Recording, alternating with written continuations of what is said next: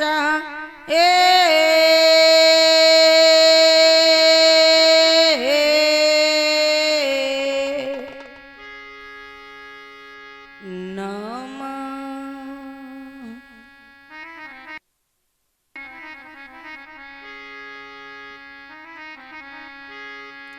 ओम स्थान देवता भ्यो नमः। ओम ग्राम देवता भ्यो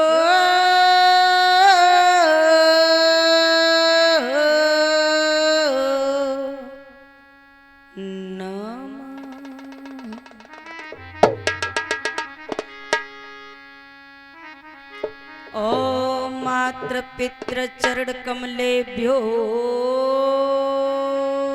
नमः।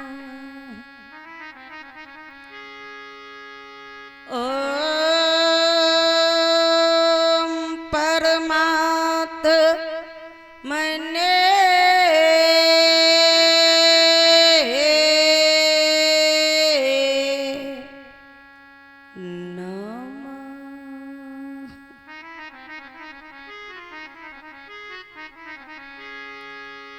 ओम परम ऋषिभ्यो नमः।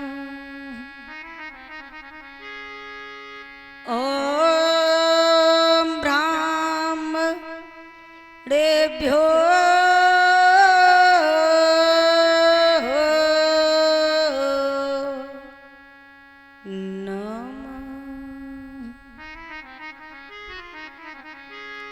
तो शिव नंदन कर जोरी कर उषा रही है गाय। बैठ सरस्वती कंठ पे रही चरण शीस झुका।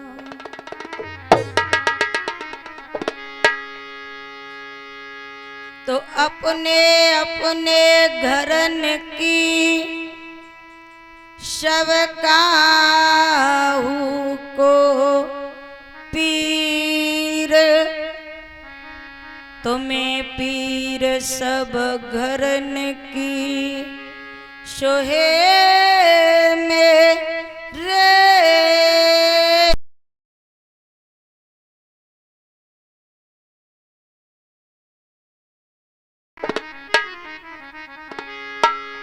तो जय जय जय हनुमान गोसाई कृपा करहु गुरुदेव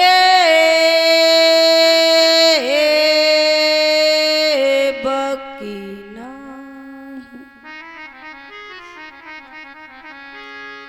व्यासदेव सुखदेव श्री सौनक सूत प्रणाम। बारी बारी कहूँ प्रेम से सो कीजे पूरण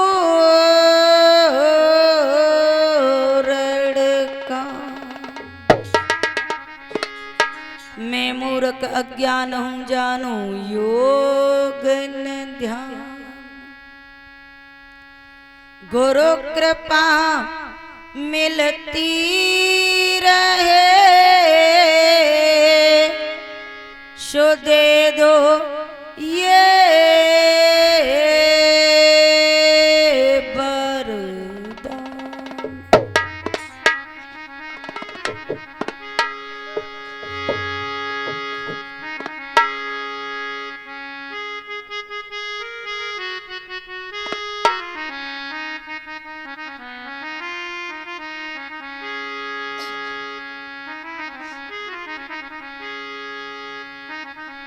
आइए 2 मिनट के लिए शिव गौरी पुत्र भगवान गणेश के चरणों में नमन करते हुए कथा में प्रवेश करेंगे। आइए सभी बोलेंगे मेरे साथ मिलकर के।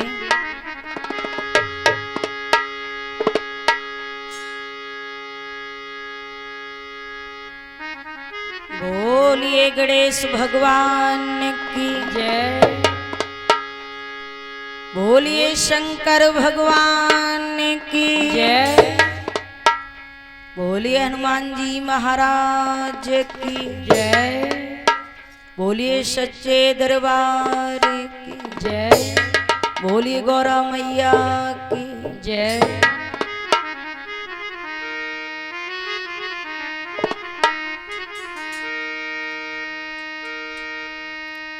आइए सभी मेरे साथ भगवान नाम कीर्तन के साथ कथा में प्रवेश करेंगे।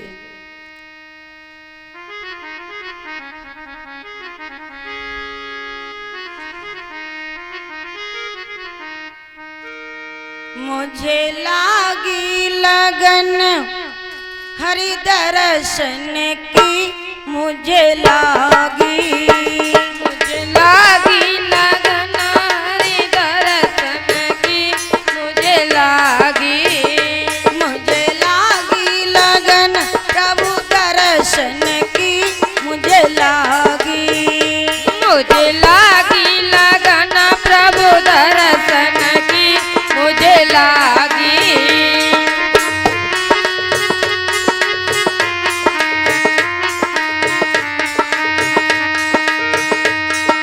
जैसे वन में पपिया मन में, जैसे वन में पपिया मन में, जैसे वन में पपिया मन में, जैसे वन में पपिया मन में, आशा करे नित बरसन की, मुझे लागी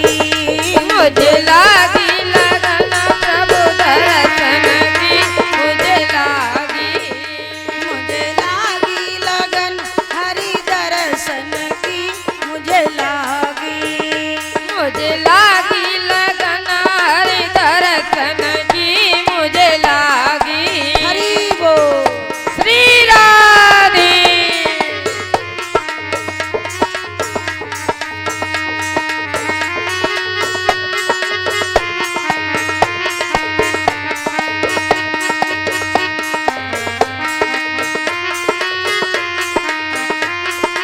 जब बोलेगी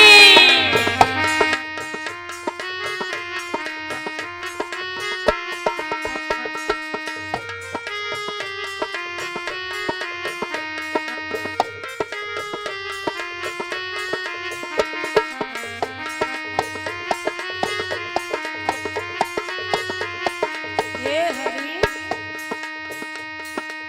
मैंने तो सुना है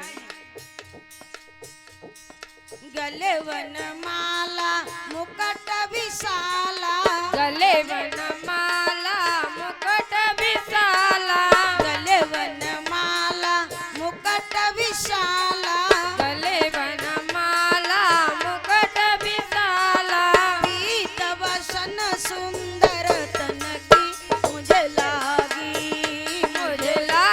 लगन प्रभु दर्शन की, मुझे लागी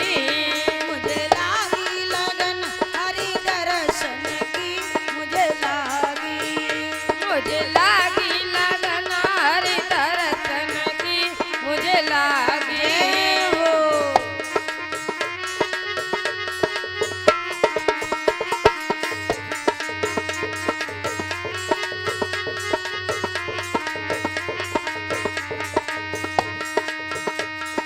ब्रह्मानंद प्यास जल माही, ब्रह्मानंद प्यास जल माही, ब्रह्मानंद प्यास जल माही, ब्रह्मानंद प्यास जल माही, चरण कमल युग परशन जय हो।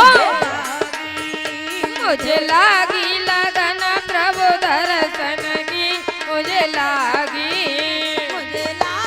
लगन हरि दर्शन की, मुझे लागी लगन हरि दर्शन की, मुझे लागी।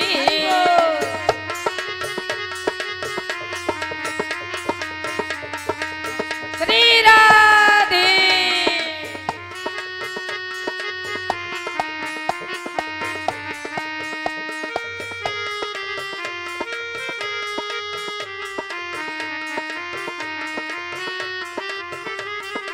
हरि बोल।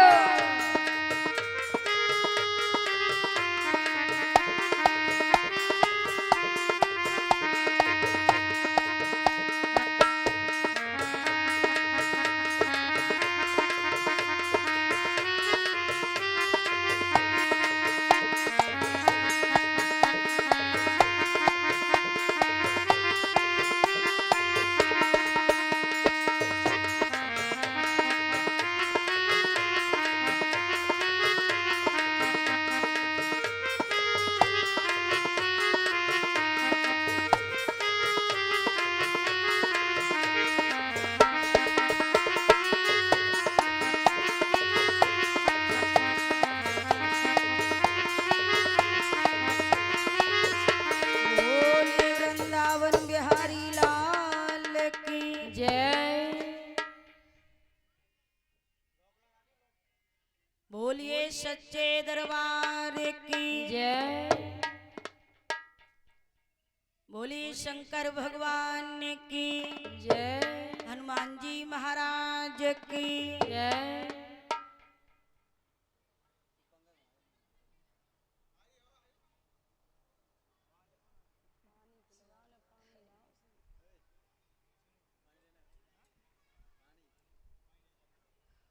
बोलिए गणेश भगवान की जय। अब सभी भक्तजन एकाग्र चित्त होकर के एक आधार से मन क्रम वचन से भगवान की पावनमयी कथा में प्रवेश करेंगे।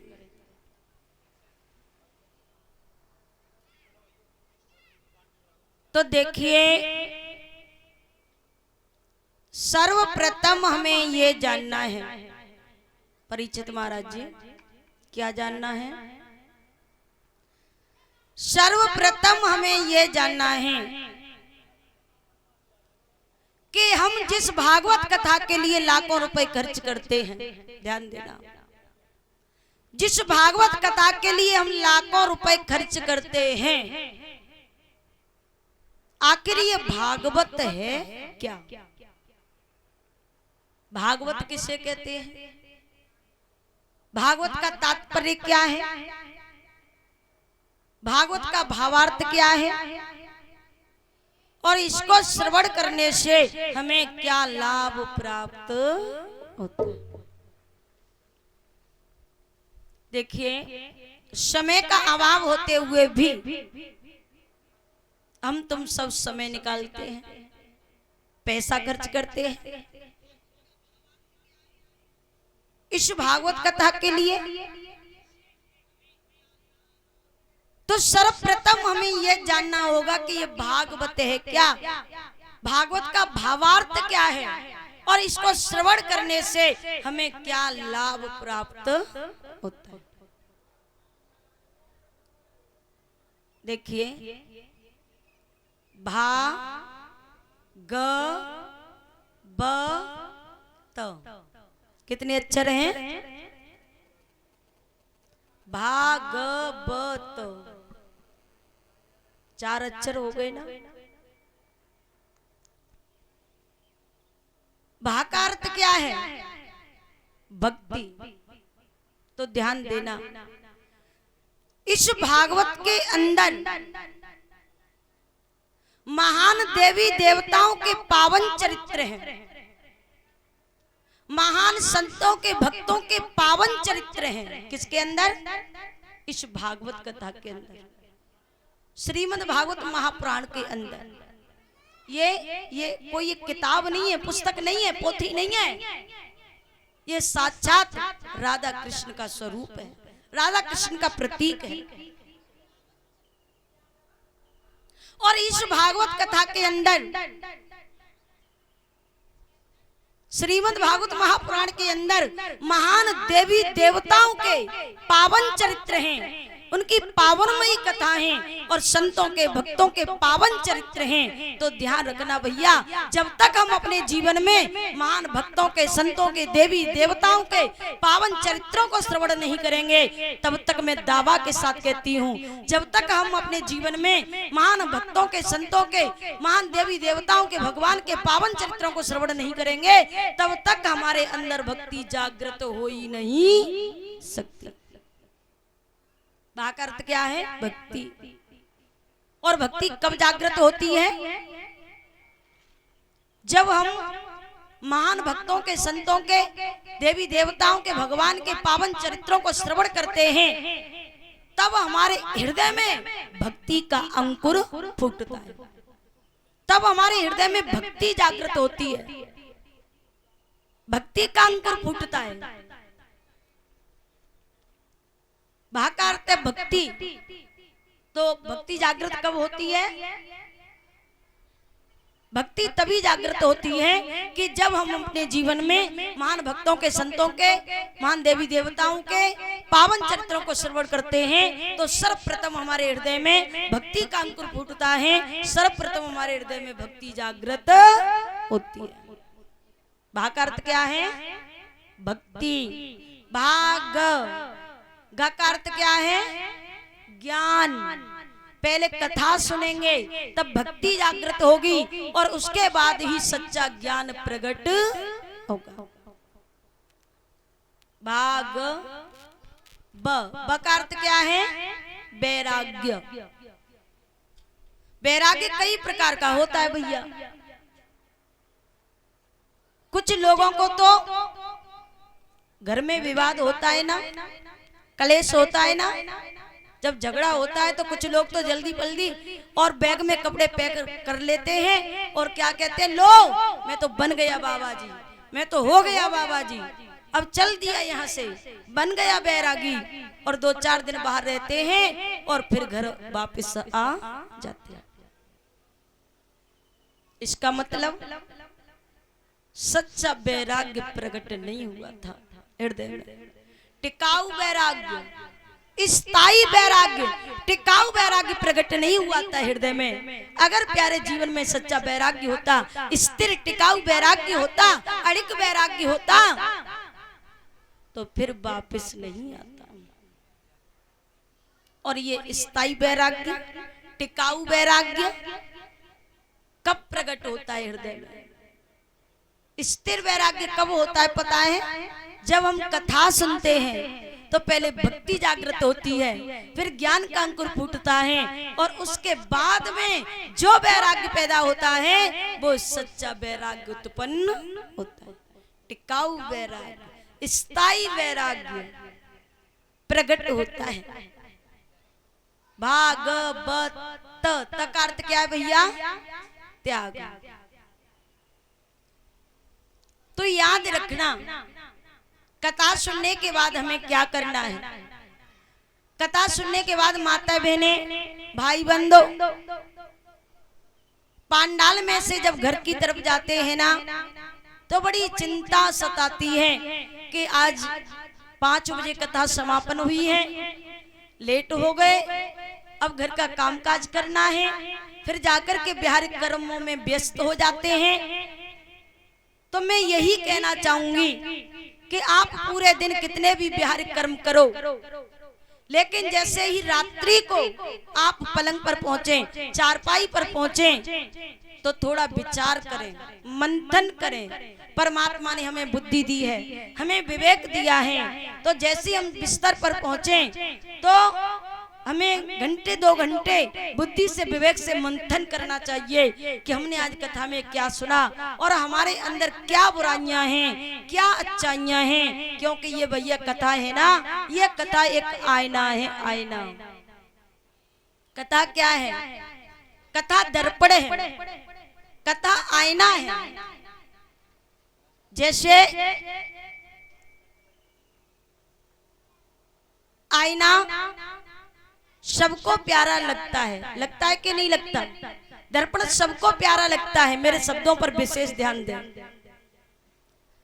हम तुम सब कितने भी जल्दी में हो, और सज ध्वज करके कितने भी जल्दी में हो और मेला देखने के लिए जा रहे हो और जल्दी में जा रहे हैं, लेकिन सामने ड्रेसिंग टेबल दिखाई दे जाए, आईना दिखाई दे जाए, तो 4 कदम आगे भी बढ़ गए होंगे ना, तो फिर वापस पीछे आते हैं, अरे एक बार और देख लें।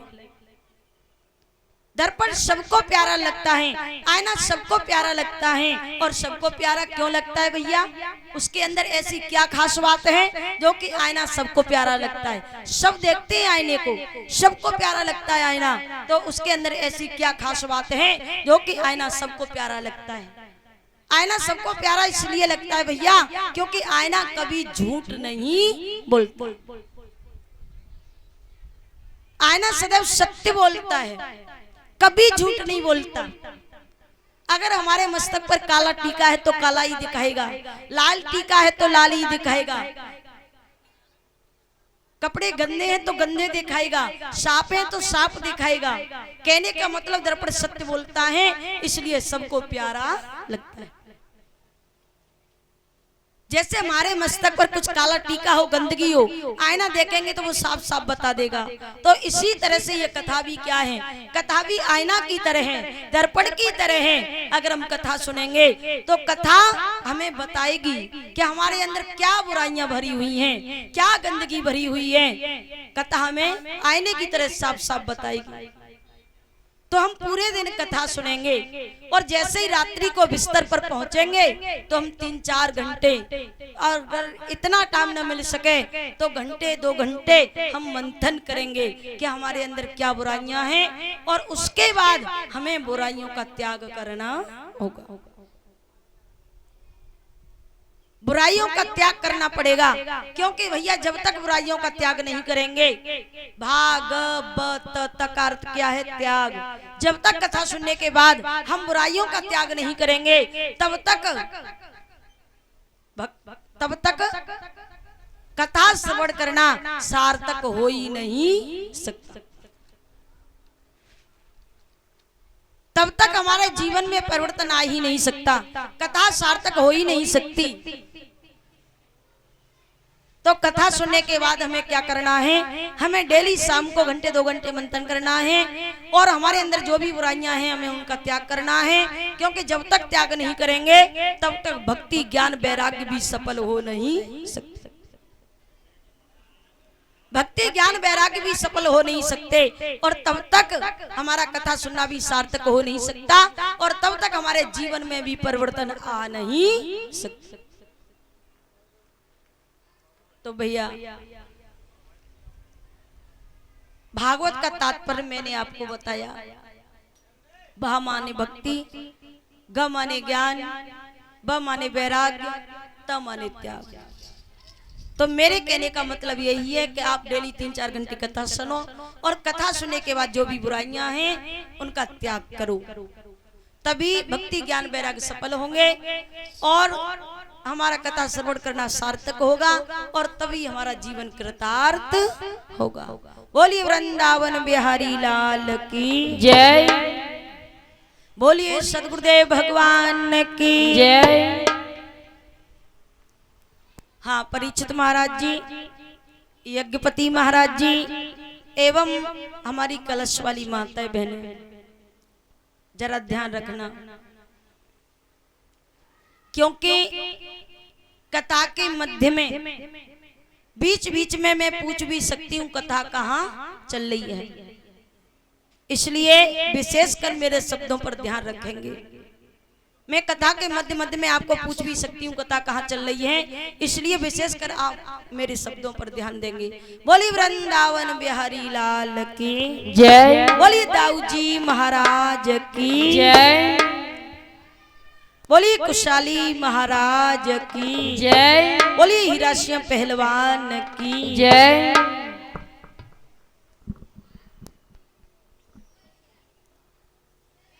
इधर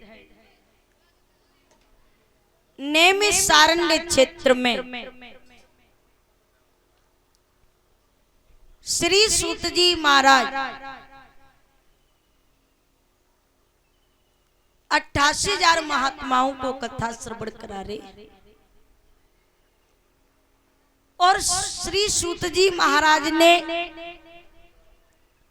88,000 महात्माओं को ये कथा क्यों श्रवण कराई थी, सुनिए। और एक बात और सुनिए कि इस कथा का प्राकट्य कहां से हुआ था, ये कथा कहां से प्रकट हुई थी, इस कथा का प्रकटीकरण कहां से हुआ था। तो ये कथा सर्वप्रथम भगवान नारायण के मुखार बिंदु के द्वारा प्रकट हुई थी। और जिस समय यह कथा भगवान नारायण के मुखार बिंदु के द्वारा प्रकट हुई थी, उस समय ये कथा पता है 18 श्लोकों में नहीं थी, मात्र 4 श्लोकों में थी। और भगवान नारायण ने ये कथा सर्वप्रथम किसको सुनाई थी, अपने पुत्र ब्रह्मा जी को सुनाई थी। और ब्रह्मा जी ने ये कथा किसको सुनाई थी, अपने पुत्र नारद जी को सुनाई थी। और नारद जी ने ये कथा किसको सुनाई थी, नारद जी ने ये कथा वेद व्यास जी को सुनाई थी। अब ध्यान दें, जब ये कथा नारायण जी ने ब्रह्मा जी को सुनाई थी, उस समय भी 4 श्लोकों में थी। और ब्रह्मा जी ने नारद जी को सुनाई थी, उस समय भी 4 श्लोकों में थी। नारद जी ने वेद व्यास जी को सुनाई, उस समय भी 4 श्लोकों में थी। लेकिन जब नारद जी ने वेद व्यास जी से कहा था कि अब इस कथा का विस्तार से वर्णन करो, तब वेद व्यास जी ने ही इस कथा को 18,000 श्लोकों में लिख करके तैयार किया था। और वेद व्यास जी ने ये कथा किसको सुनाई थी, पुत्र सुखदेव जी को सुनाई थी। सुखदेव जी ने ये कथा किसको सुनाई थी, राजा परीक्षित को सुनाई थी। और परीक्षित के साथ हजारों ऋषि मुनि संतों ने इस कथा को श्रवण किया था। और नेम सारण्य में ये कथा सूत जी महाराज ने 88,000 महात्माओं को सुनाई। तो 88,000 महात्माओं को क्यों सुनाई थी, ध्यान दें। एक बार नेम सारण्य क्षेत्र में 88,000 संतजन विराजमान थे। नेम सारण्य क्षेत्र तपोभूमि है, वहां पर आज भी अधिकतर कथाएं होती हैं। तो अधिकतर वहां पर सब लोग जाकर के, श्रोता व वक्ता सब लोग जाकर के तप करते हैं। अधिकतर वहां पर जो कथाएं चलती हैं बिना कूलर पंखा के होती हैं अधिकतर, क्योंकि वो तपोभूमि है, वहां जाकर के सभी शारीरिक कष्ट उठाते हैं, तप करते हैं। तो एक बार नेम सारण्य क्षेत्र में 88,000 महात्मा विराजमान थे। और वो क्या कर रहे थे, आपस में सत्संग कर रहे थे, हर कीर्तन कर रहे थे, भगवान की चर्चा कर रहे थे, भगवान का चिंतन कर रहे थे। तो इतने में ही होता क्या है कि उन 88,000 महात्माओं के मध्य में श्री सूत जी महाराज का आगमन हुआ। उन 88,000 महात्माओं के मध्य में श्री सूत जी महाराज का आगमन होता है। और भैया जब 88,000 महात्माओं ने श्री सूत जी महाराज को देखा, श्री सूत जी महाराज को देखते ही गदगद हो गए, शरीर उनका प्रफुल्लित हो गया, गदगद हो गए। और सभी खड़े हो गए और खड़े होकर के श्री सूत जी महाराज का सम्मान करने लगे।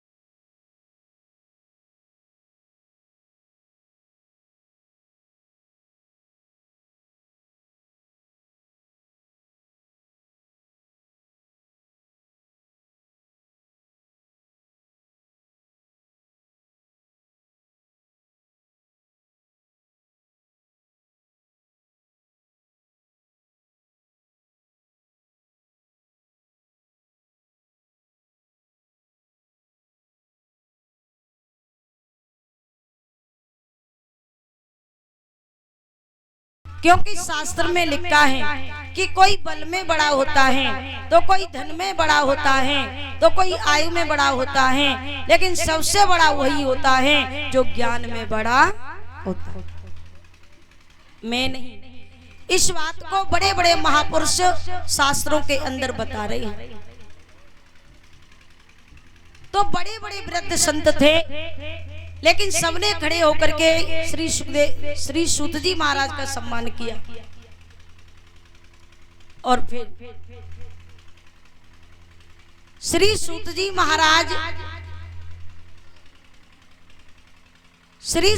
महाराज से कहा कि आपने हम पर बड़ी कृपा की, जो कि आप हम सबके मध्य में पधारे। अब आप ऐसा कीजिए, इस व्यास मंच पर आसीन हो जाइए।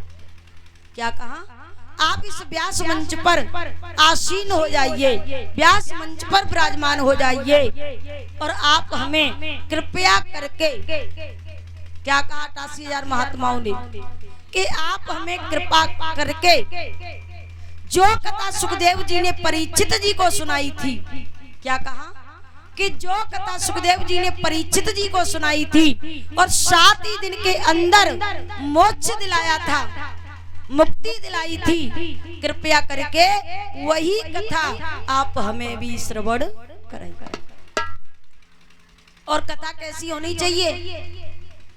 88,000 महात्माओं ने कहा कथा कैसी होनी चाहिए?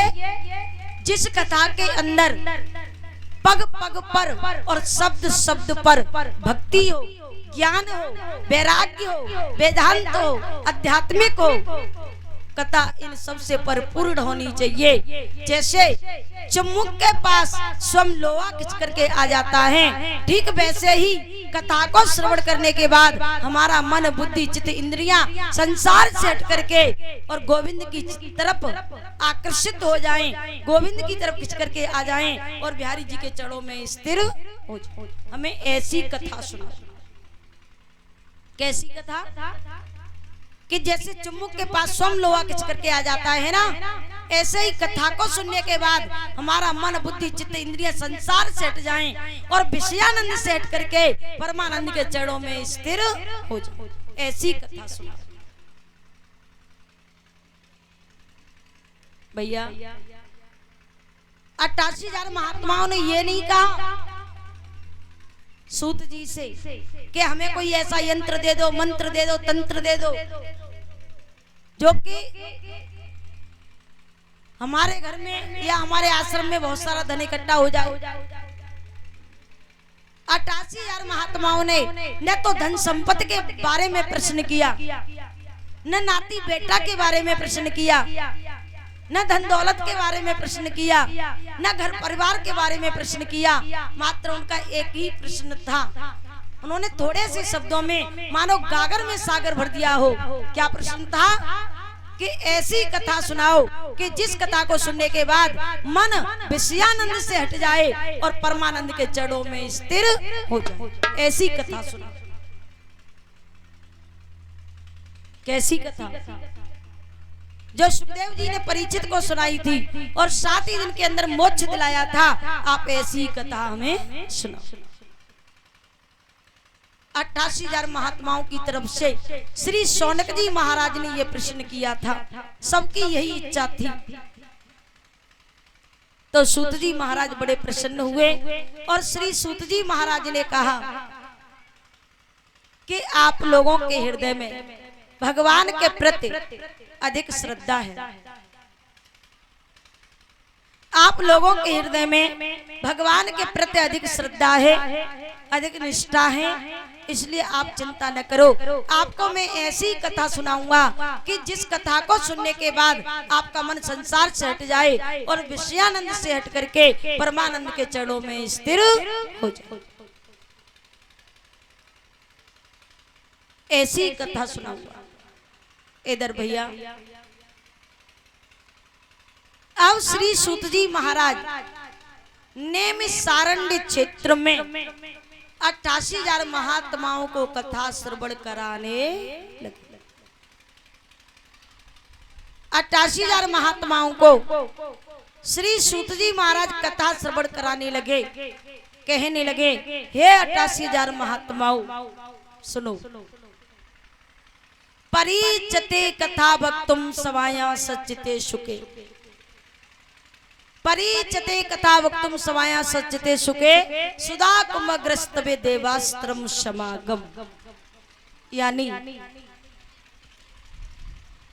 सूत जी महाराज ने कहा कि जिस समय गंगा जी के तट पर श्री सुखदेव जी महाराज राजा परीक्षित को कथा सुनाने के लिए विराजमान हुए थे। भैया ये कथा कौन सुना रहा है? सूत जी महाराज 88,000 महात्माओं को सुना रहे हैं। यानी जब सुखदेव जी महाराज गंगा जी के तट पर राजा परीक्षित को कथा सुनाने के लिए विराजमान हुए थे, तो इधर ये बात देवताओं को पता चली थी कि हमने सुना है 7वें दिन तक्षक के डसने से मृत्यु हो जाएगी। राजा परीक्षित को साप लगा है, इसलिए गंगा जी के तट पर सुखदेव जी महाराज राजा परीक्षित को कथा सुना रहे हैं, क्योंकि राजा परीक्षित को मोक्ष दिलाना चाहते हैं, राजा परीक्षित का उद्धार करना चाहते हैं, कल्याण करना चाहते हैं, राजा परीक्षित को अमर करना चाहते हैं। इसलिए सुखदेव जी महाराज राजा परीक्षित को कथा सुना रहे। भैया ये बात देवताओं को पता चली तो देवता क्या करते हैं? देवता अपने हाथ में अमृत का कलश लेकर के और गंगा जी के तट पर श्री सुखदेव जी के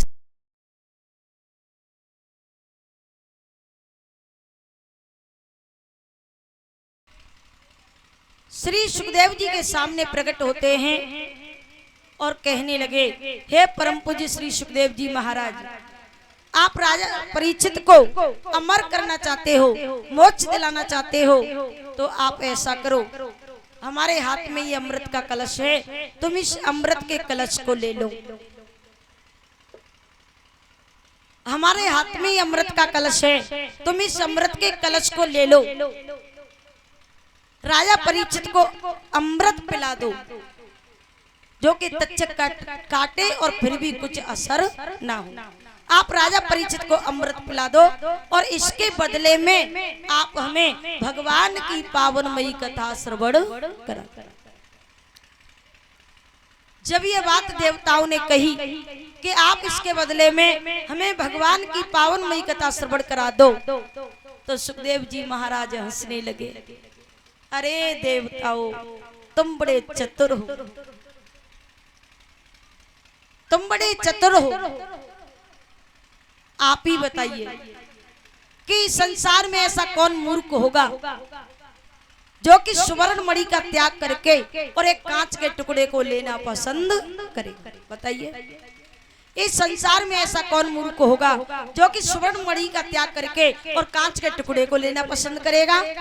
आपका ये अमृत है ना, यह कांच के टुकड़े के समान है, और कथा रूपी अमृत, भक्ति रूपी अमृत, ज्ञान रूपी अमृत, ये स्वर्ण मणि के समान। ये आपका अमृत आपको ही मुबारक हो। और बाबा तुलसी ने भी रामायण के अंदर लिखा है, क्या लिखा है भैया? चौपाई के अंदर लिखा है,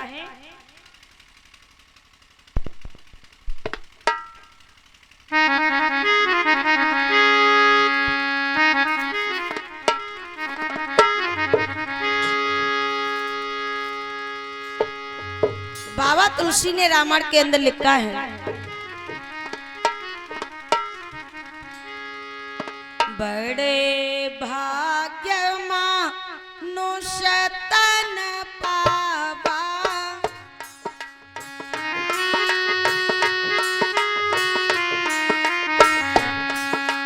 बड़े भाग्य मनुष्य तन पावा,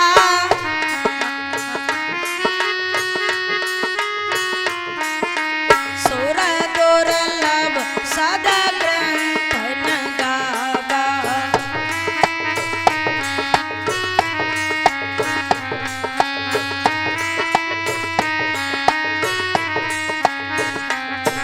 और क्या लिखा है बाबा तुलसी ने? सा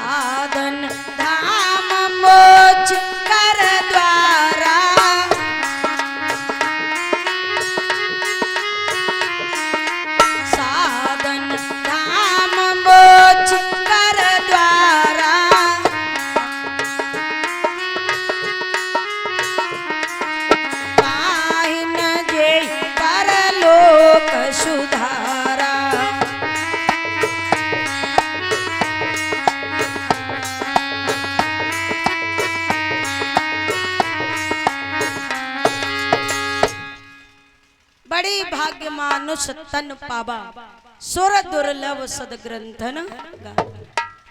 साधन धाम मोच कर द्वारा पाए न जेहि परलोक समा। ये साधन का धाम है, मोच का द्वार है। इस शरीर के द्वारा नर नारायण को प्राप्त कर सकता है। और क्या लिखा है, बड़े भाग्य मानुष तनु पावा। बड़े भाग्यों से मनुष्य का शरीर मिलता है, जो कि ये पावनमयी कथा श्रवण करने के लिए मिलती है। और भैया हम तुम सब बड़ी किस्मत वाले हैं, बड़े भाग्यशाली हैं, जो कि हमें ये कथा कहने के लिए और सुनने के लिए सुलभ हो रही है, प्राप्त हो रही है। वरना बाबा तुलसी ने क्या लिखा है कि सुर दुर्लभ सदग्रंथन। सुर माने देवता, सुर दुर्लभ। ये कथा देवताओं को भी दुर्लभ थी, सुलभ नहीं थी। वेद शास्त्र भी इस बात को कहते हैं, संत भी इस बात को कहते हैं, और बाबा तुलसी भी इस बात को लिखते हैं कि यह कथा देवताओं को भी सुनने के लिए दुर्लभ थी, सुलभ नहीं थी। इस कथा को सुनने के लिए देवता भी तरसते थे। और भैया खेद की बात तो यह है, यहाँ पर मुझे थोड़ी सी शंका होती है, और शंका इस बात की होती है, ध्यान दें। बाबा तुलसी ने देवताओं के बारे में लिखा कि सुर दुर्लभ सदग्रंथन, यानी यह कथा देवताओं को भी सुलभ नहीं थी, दुर्लभ थी। मानते हैं अगर बाबा तुलसी राक्षसों के बारे में लिखते तो अच्छा लगता। अगर राक्षसों के बारे में लिखते, राक्षस दुर्लभ, तो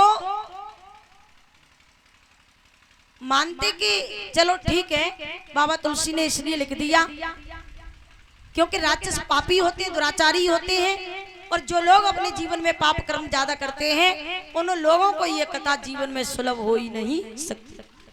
अगर राक्षसों के बारे में लिखते तो अच्छा लगता, लेकिन बाबा तुलसी ने तो देवताओं के बारे में लिखा, राक्षसों के बारे में नहीं लिखा, देवताओं के बारे में लिखा कि सुर दुर्लभ सदग्रंथन, यानी ये कथा देवताओं को दुर्लभ थी। तो देवताओं के बारे में क्यों लिखा भैया, क्या कारण था? क्योंकि देवता तो देवता होते हैं, यहाँ कथा हो रही है, यहाँ भी आ सकते हैं, प्रकट हो सकते हैं, कथा सुन सकते हैं। देवता तो कहीं भी जा सकते हैं, कहीं भी कथा सुन सकते हैं। तो फिर बाबा तुलसी ने देवताओं के बारे में ही क्यों लिखा कि सुर दुर्लभ सदग्रंथन, यानी ये कथा देवताओं को भी दुर्लभ थी। देवताओं के बारे में लिखा, राक्षसों के बारे में नहीं लिखा, पशु पक्षियों के बारे में नहीं लिखा, मात्र देवताओं के बारे में लिखा। तो देवताओं के बारे में ही क्यों लिखा, क्या कारण था? ध्यान दे भैया, देवताओं के बारे में बाबा तुलसी ने इसलिए लिखा क्योंकि देवता कहाँ रहते हैं?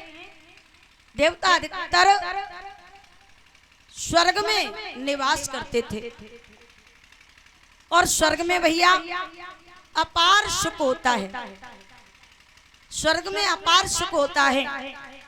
तो देवता विचार करते हैं, देवता स्वर्ग में निवास करते थे, तो देवता स्वर्ग के सुखों को क्या करना चाहते हैं?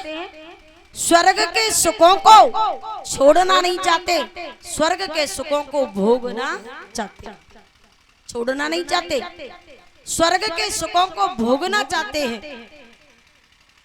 और भैया जब तक सुखों का त्याग नहीं करेंगे, सुखों को भोगना चाहोगे, जब तक सुखों का त्याग नहीं करेंगे तब तक ये कथा सुलभ हो ही नहीं सकती। ध्यान रखना। इसलिए ही तो बाबा तुलसी ने देवताओं के बारे में लिखा, क्योंकि देवता सुखों को भोगना चाहते हैं, सुखों को छोड़ना नहीं चाहते। और जब तक हम सुखों का त्याग नहीं करेंगे तब तक ये कथा सुलभ हो ही नहीं सकती। आप ध्यान दें, अगर आप भी ऐसा सोच लेते कि हम धूप में क्यों कष्ट उठाएं, क्यों पांडाल में जाएं, क्यों कष्ट उठाएं, बहुत गर्मी है, धूप है, हम घर ही डल्लब के गद्दों पर एसी रूम में कूलर पंखे में आराम करेंगे। अगर आप भी ऐसा सोच लेते और सुखों को भोगना चाहते, सुखों का त्याग नहीं करते, तो क्या आपको ये कथा सुलभ होती? नहीं होती। आप घर कूलर पंखों का, डल्लप के गद्दों का त्याग करके आए हैं, एसी रूमों का त्याग करके आए हैं, तभी तो आपको ये कथा सुलभ हो रही है। इसलिए लिखा है कि जो लोग अपने जीवन में सुखों को भोगना चाहेंगे, त्याग नहीं करेंगे, तब तक ये कथा सुलभ हो ही नहीं सकती। तो देवता अधिकतर भोगी सुखों को भोगना चाहते हैं, और जब तक भैया त्याग नहीं करेंगे तब तक ये कथा सुलभ हो ही नहीं सकती। इसलिए बाबा तुलसी ने न तो राक्षसों के बारे में लिखा, न पशुपक्षियों के बारे में लिखा, मात्र देवताओं के बारे में लिखा कि सुर दुर्लभ सदग्रंथन का। और भैया ध्यान दें, इसी कथा को श्रवण करने से किसका उद्धार हुआ था? राजा परीक्षित का उद्धार हुआ था। इसी कथा को श्रवण करने से राजा परीक्षित का उद्धार हुआ था। और ये बात जब ब्रह्मा जी ने सुनी थी कि श्रीमद् भागवत महापुराण सुनने से परीक्षित का उद्धार हुआ है, भगवान की पावनमयी कथा श्रवण करने से परीक्षित का उद्धार हुआ है, जब ब्रह्मा जी ने इस बात को सुना था तो सत्यलोक में मुक्ति के सभी साधनों को तोला था, तो ज्ञान में श्रीमद् भागवत शास्त्र ही भारी रहा। तभी तो शास्त्रों के अंदर लिखा है, एक भागवतम शास्त्र मुक्त दानेन गर्जते, यानी प्राणी को एक श्रीमद् भागवत शास्त्र मुक्ति दिलाने में सर्वश्रेष्ठ है। एक भागवत शास्त्र मुक्ति दिलाने में प्राणी को सर्वश्रेष्ठ है। तो कथा को हमें मन से श्रवण करना चाहिए, चित्त से श्रवण करना चाहिए, और बुद्धि से भी श्रवण करना चाहिए। ये नहीं कि मात्र कथा को मन से सुना, चित्त से नहीं सुना, बुद्धि से नहीं सुना, तो समझ लो हमारे जीवन में परिवर्तन आ नहीं सकता। क्योंकि इस संसार में श्रोता भी कई प्रकार के होते हैं। कुछ लोग कथा को मन से सुनते हैं लेकिन चित्त से नहीं सुनते, और कुछ लोग चित्त से सुनते हैं लेकिन मन बुद्धि से नहीं सुनते, और कुछ लोग बुद्धि से सुनते हैं लेकिन मन से और चित्त से नहीं सुनते।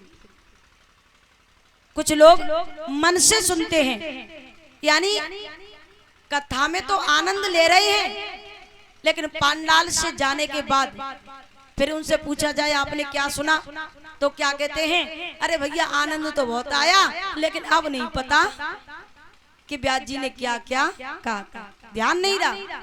इसका मतलब बुद्धि से नहीं सुना, चित्त से नहीं सुना। अगर चित्त से सुना होता तो जो कथा में बताया गया उसे अपने चित्त में स्थापित किया होता, और बुद्धि से सुना होता तो सब कुछ याद होता। तो कुछ लोग मन से तो कथा सुनते हैं, कथा में तो मन लगाते आनंद लेते हैं, लेकिन चित्त से और बुद्धि से नहीं सुनते, इसलिए कथा पांडाल से बाहर होने के बाद सब कुछ भूल जाते हैं। बस इतना ध्यान रहता है कि भैया कथा में आनंद बहुत आया। और कुछ लोग चित्त से कथा सुनते हैं लेकिन मन से और बुद्धि से नहीं सुनते।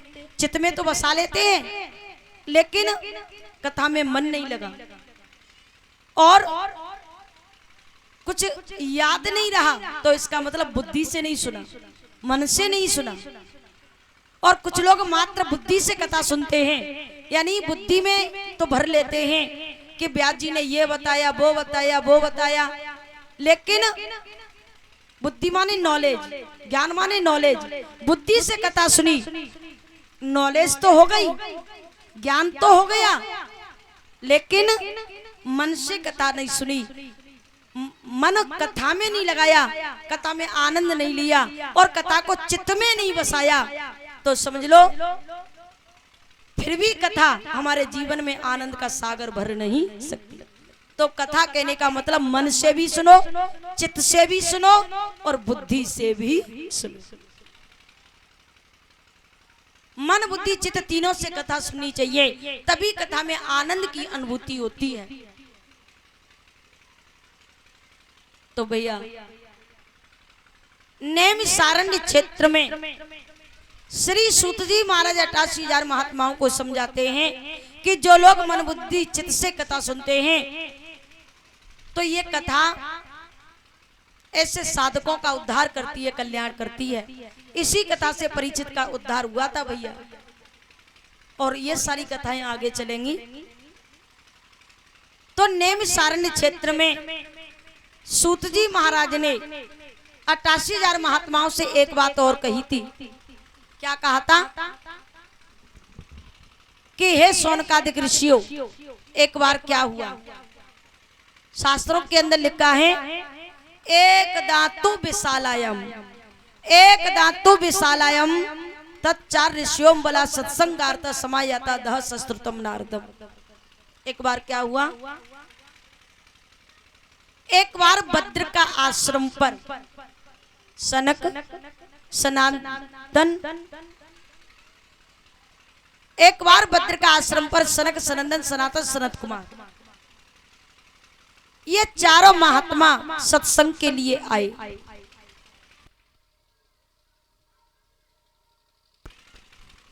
एक बार भद्र का आश्रम पर सनक सनंदन सनातन सनत, ये चारों महात्मा सत्संग के लिए आए भैया।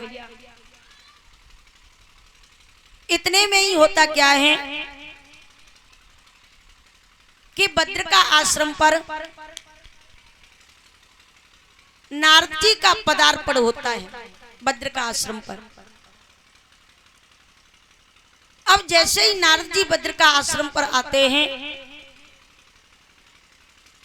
सनत कुमारों ने नारद जी को देखा, नारद जी को प्रणाम किया।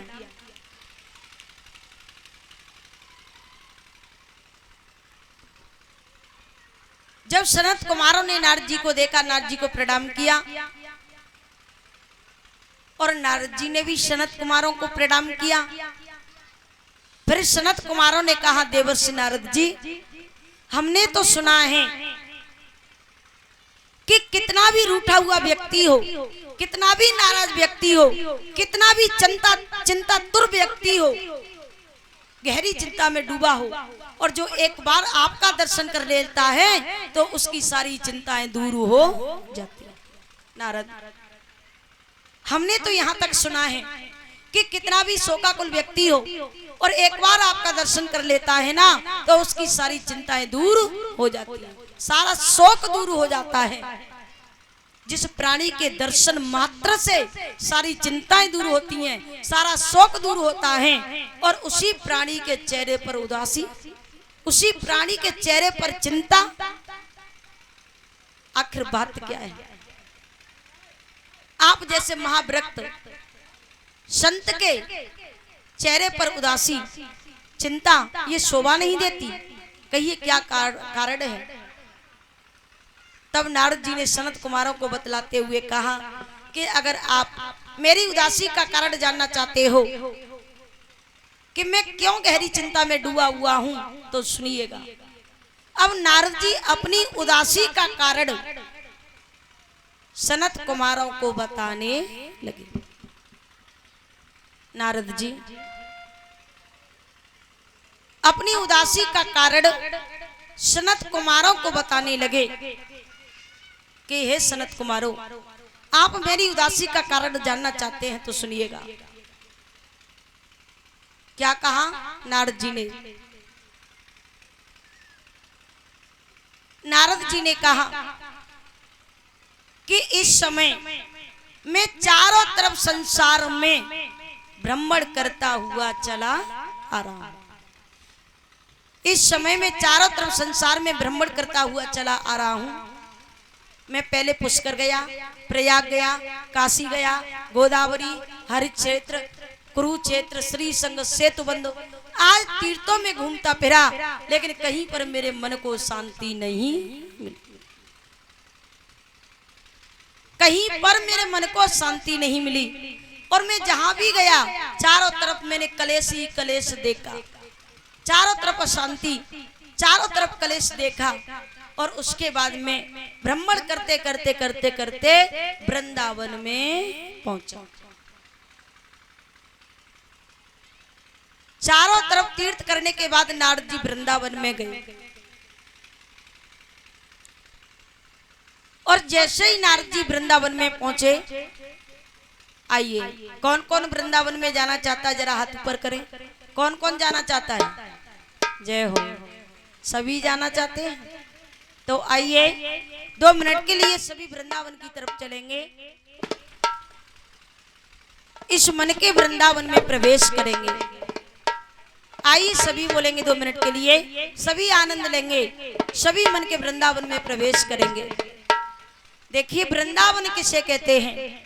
वृंदा का अर्थ होता है भक्ति, यानी जिस स्थान पर भक्ति होती है, भगवान की चर्चा होती है, भगवान की कथा होती है, भगवान का गुणानुवाद होता है, उसी स्थान को वृंदावन कहा जाता है।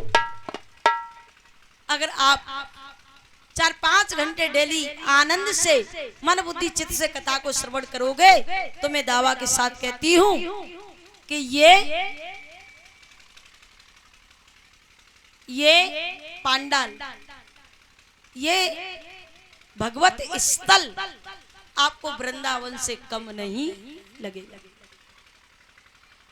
वृंदावन से आपको कम नहीं लगेगा।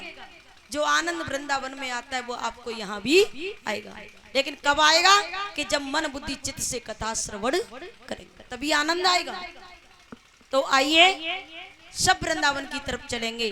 और वैसे भी बताया है भैया कि हम तुम सब कहाँ रहते हैं? गृहस्थ आश्रम में रहते हैं। तो गृहस्थ आश्रम के बारे में तो आपको जानकारी है ही कि भैया गृहस्थ आश्रम तो गृहस्थ आश्रम होता है। गृहस्थ आश्रम में किसी दिन अच्छा खाने को मिलता है तो किसी दिन रूखा सूखा भी खाना पड़ता है। और गृहस्थ आश्रम में किसी दिन अच्छा पहनने को मिलेगा तो किसी दिन फटा पुराना भी पहनना पड़ेगा। और अगर भैया हम बिहारी जी के चरणों में चले जाएंगे, वृंदावन में चले जाएंगे, बिहारी जी के चरणों में वास करेंगे तो फिर हमें खाने के लिए क्या मिलेगा, पहनने के लिए क्या मिलेगा? क्या लिखा है संतों ने? आइए सभी वृंदावन की तरफ चलेंगे, सभी बोलेंगे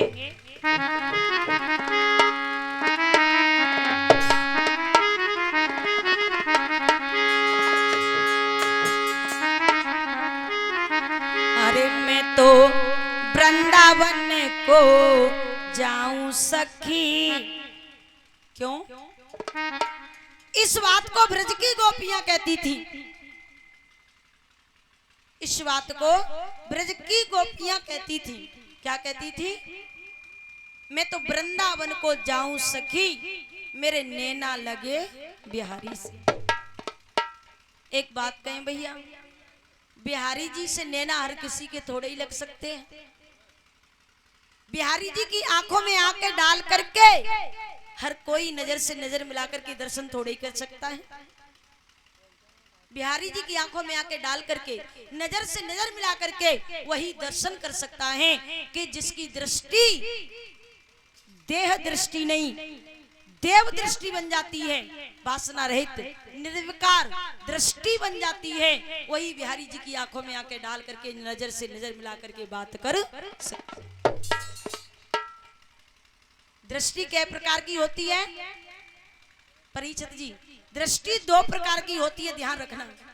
एक तो देह दृष्टि होती है और एक देव दृष्टि होती है।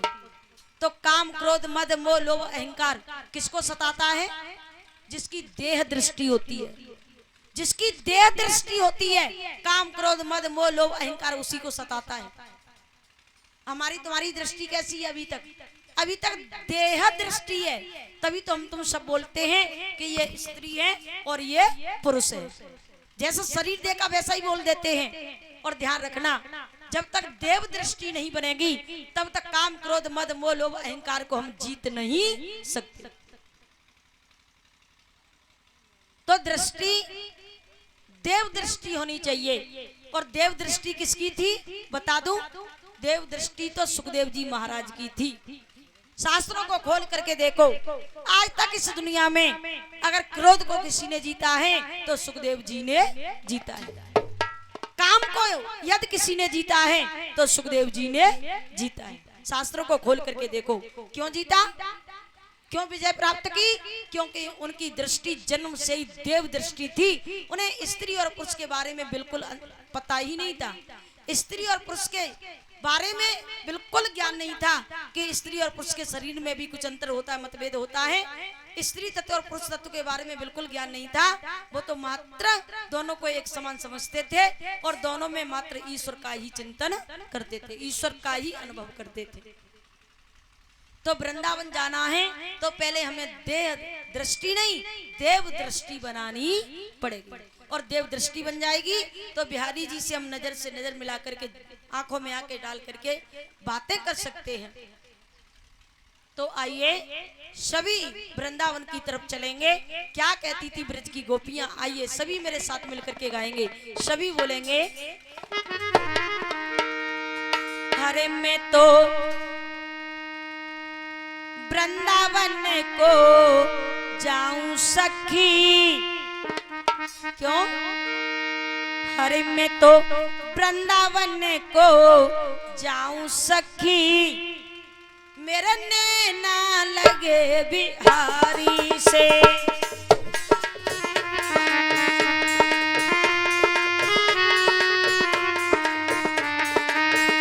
मेरे नैना लगे बिहारी से, मेरे नैना लगे बिहारी से, मेरे नैना लगे बिहारी से, मेरे नैना लगे बिहारी से। मैं तो वृंदावन को जाऊं सखी, मेरे नैना लगे बिहारी से। मैं तो वृंदावन को जाऊं सखी, मेरे नैना लगे बिहारी से। हरि बोल।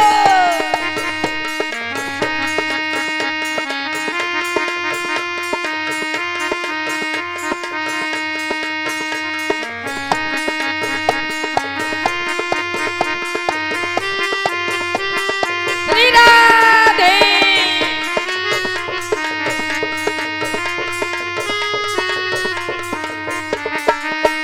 मेरे नैना लगे बिहारी से, मेरे नैना लगे बिहारी से।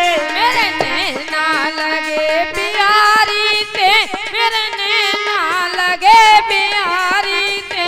मैं तो वृंदावन को जाऊं सखी, मेरे नैना लगे बिहारी से। मैं तो वृंदावन को जाऊं सखी, मेरे नैना लगे बिहारी हरि से। बोल।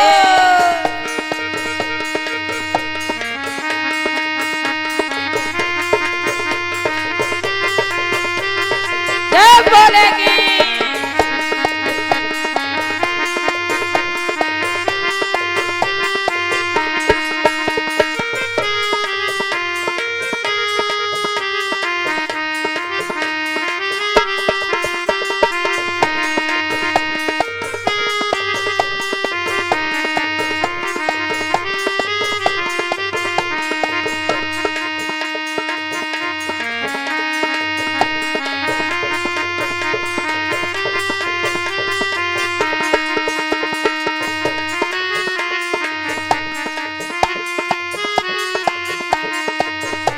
और क्या बताया है भैया?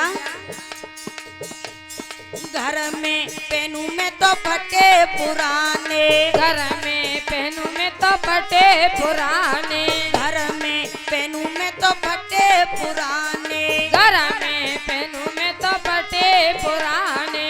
और बिहारी जी के दरबार में चले जाएंगे तो क्या मिलेगा? मोई रेशम मिले बिहारी से, मेरा नैना लगे बिहारी से। ओए रेशम मिले बिहारी से, मेरे नैना लगे बिहारी से। जय हो।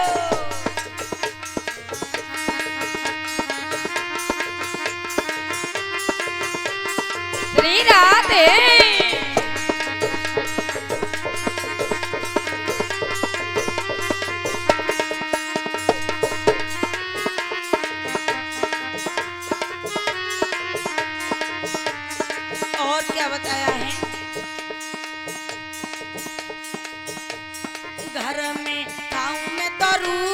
सूखी। घर में खाऊं मैं तो रूखी सूखी। घर में खाऊं मैं तो रूखी सूखी। ओ घर में खाऊं मैं तो रूखी सूखी। और बिहारी जी के दरबार में चले जाएंगे तो क्या मिलेगा भैया?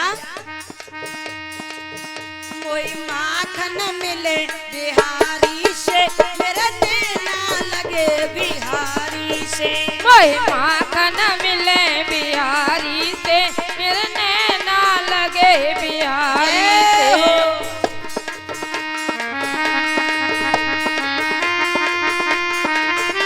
जय बोलेगी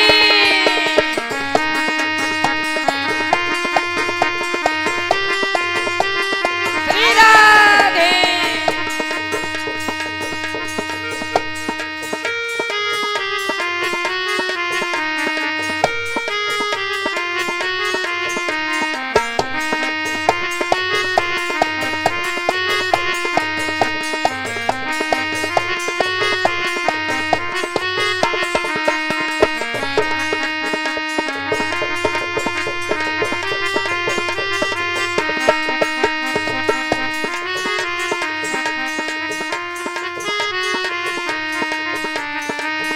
मेरे नैना लगे बिहारी से, मेरे नैना लगे बिहारी से।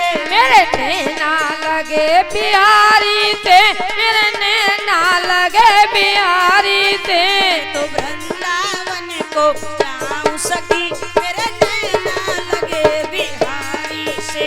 मैं तो वृंदावन को जाऊं सखी, मेरे नैना लगे बिहारी से। क्यों भैया? पीछे बैठे हैं ना आप, तो इस तरह से हाथ पकड़ के बैठे हो कि शायद बिहारी जी से आपका मुकदमा चल रहा है क्या? हैं? मुकदमा चल रहा है क्या? अच्छा, बिहारी जी से नहीं, मुझसे चल रहा है।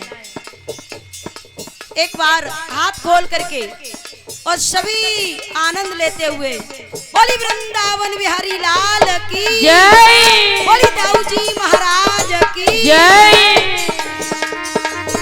मेरे नैना लगे बिहारी से, मेरे नैना लगे बिहारी से। मेरे नैना लगे बिहारी से, मेरे नैना लगे बिहारी से।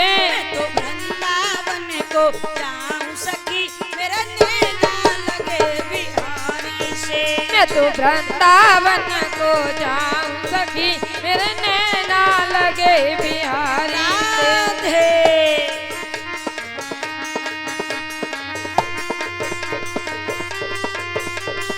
हे हरि।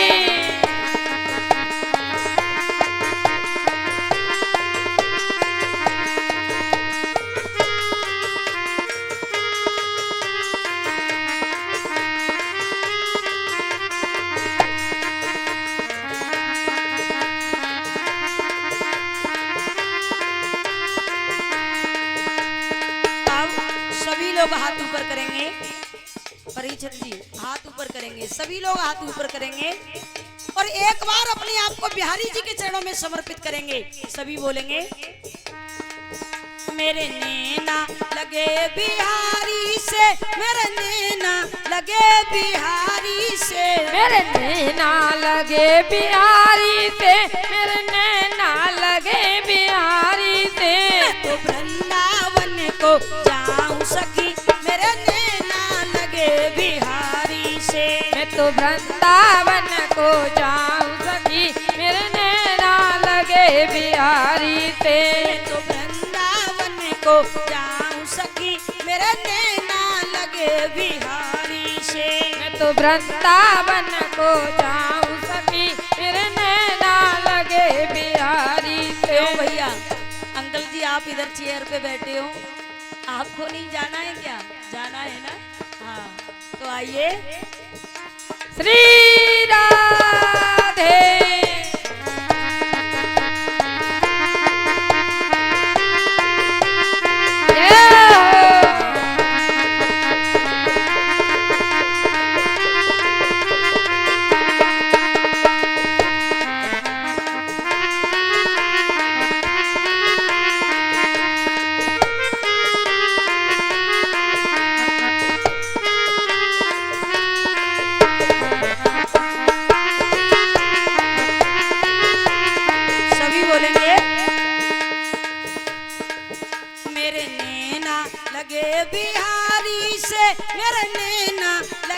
बिहारी से, मेरे नैना लगे बिहारी से, मेरे नैना लगे बिहारी से। मैं तो वृंदावन को जाऊं सखी, मेरे नैना लगे बिहारी से। मैं तो वृंदावन को जाऊं सखी, मेरे नैना लगे बिहारी और से। क्या बताया है भैया, घर में होई नित किच किच बाजी, घर में होई नित किच किच बाजी, घर में होई नित टेंशन बाजी, वो घर में होई नित टेंशन बाजी। घर में तो डेली कलेश होता है, विवाद होता है, और बिहारी जी के दरबार में चले जाएंगे तो क्या मिलेगा? मोई सत्संग मिले बिहारी से, मेरे नैना लगे बिहारी से। ओए सत्संग मिले बिहारी से, मेरे नैना लगे बिहारी से। मेरे नैना लगे बिहारी से, मेरे नैना लगे बिहारी से। मेरे नैना लगे बिहारी से, मेरे नैना लगे बिहारी से। कोई आनंद मिले बिहारी से, मेरे नैना लगे बिहारी से। मैं तो वृंदावन को जाऊं सखी, मेरे नैना लगे बिहारी से। मैं तो वृंदावन को जाऊं सखी, मेरे नैना लगे बिहारी से। मैं तो वृंदावन को जाऊं सखी, मेरे नैना लगे बिहारी से।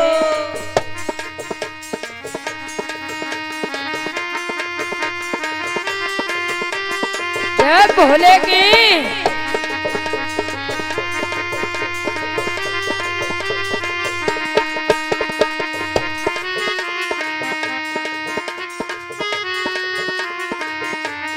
बोलिए वृंदावन बिहारी लाल की जय।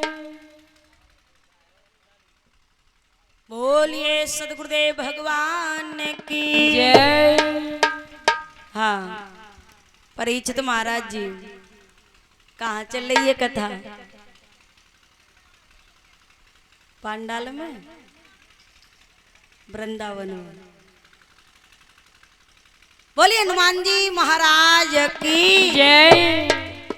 इधर क्या होता है भैया, जब नैमिषारण्य क्षेत्र में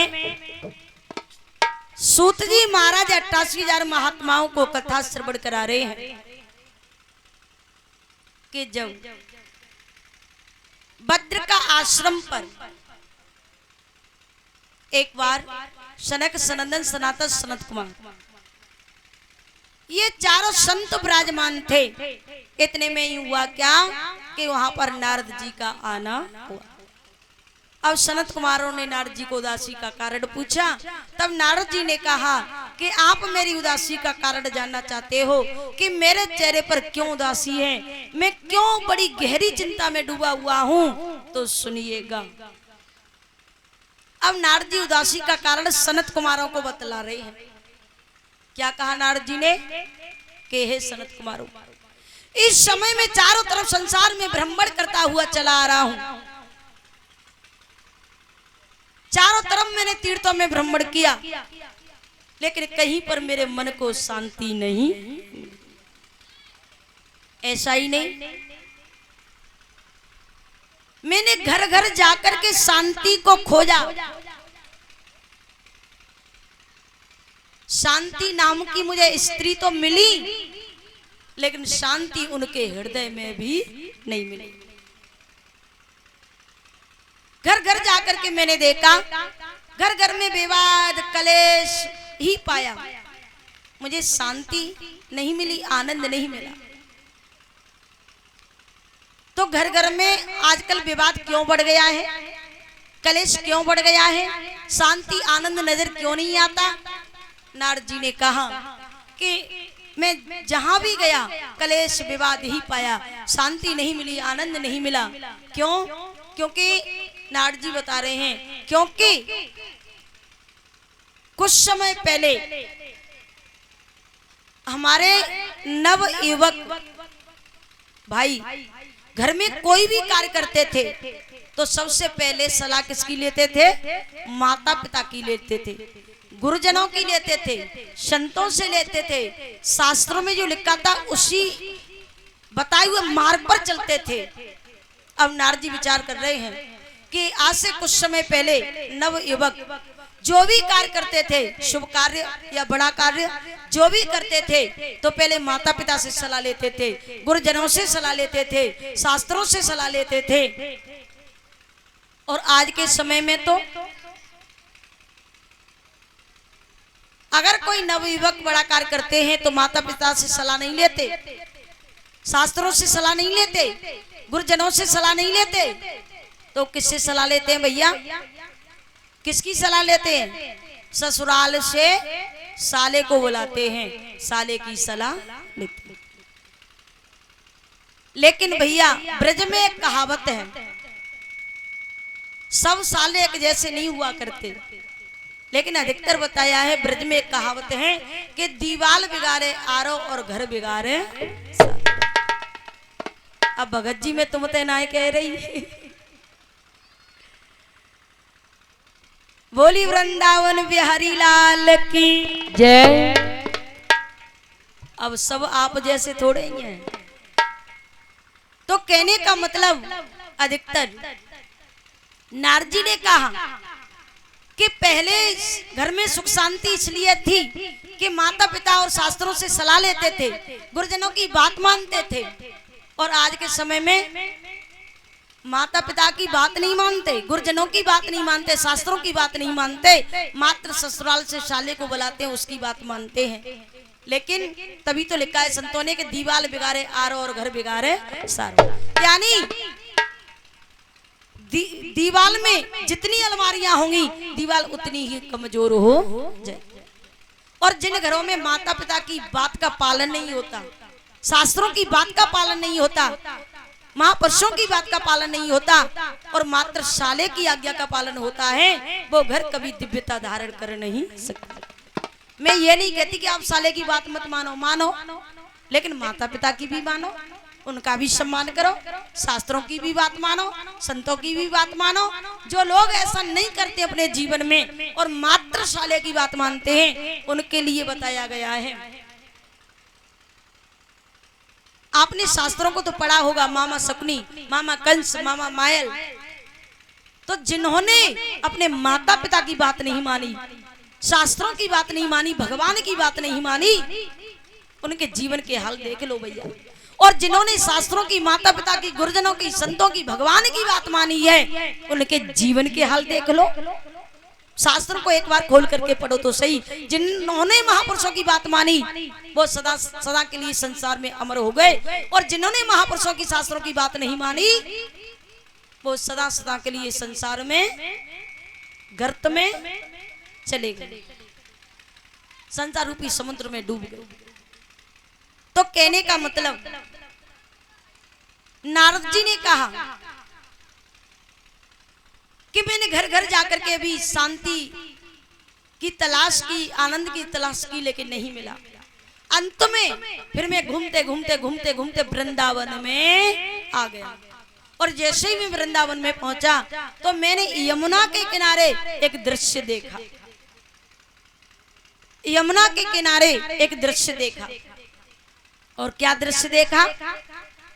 यमुना के किनारे एक बहुत सुंदर युवती रो रही थी, बैठी हुई थी, रो रही थी। उसके पास में दो बूढ़े पुरुष सो रहे थे, उसके पास में और भी स्त्रियां बैठी थी, उसे समझा रही थी।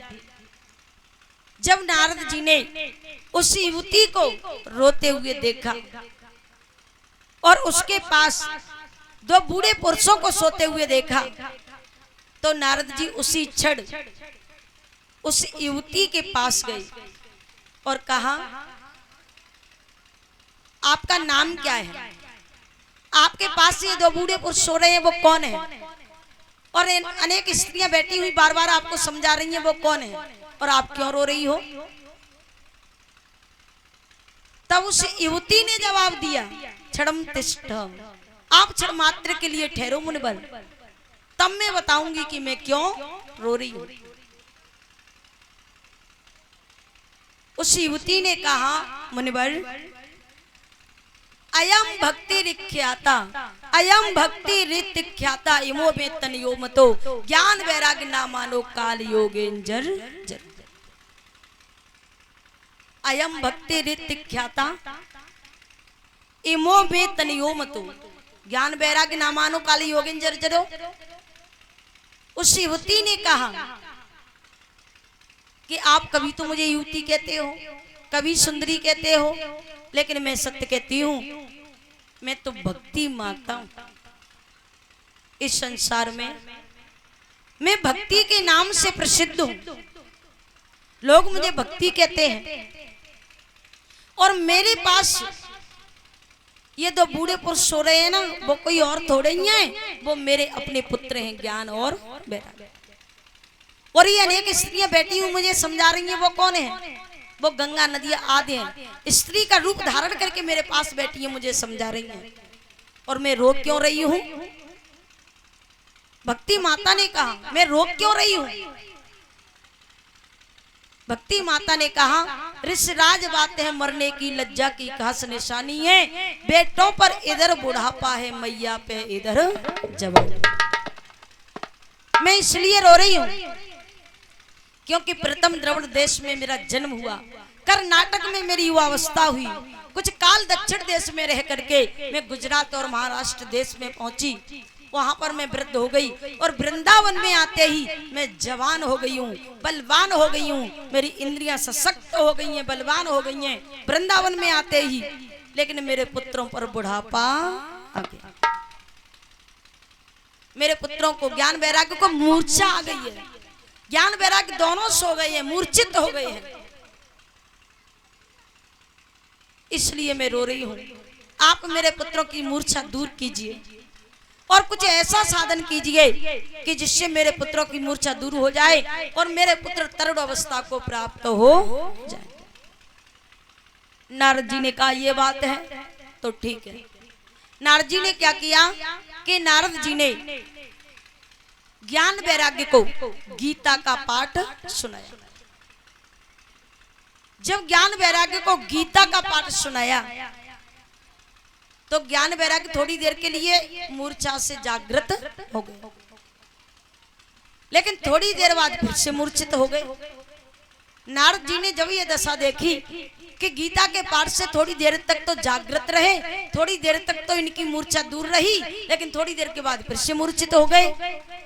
तब नारद जी ने कहा, भक्ति माता आप यहीं पर ठहरना, यहीं पर रहना, मैं भद्र का आश्रम के लिए जाता हूँ और वहां पर बहुत सारी औषधि हैं, तो मैं कोई ऐसी औषधि लेकर के आऊंगा,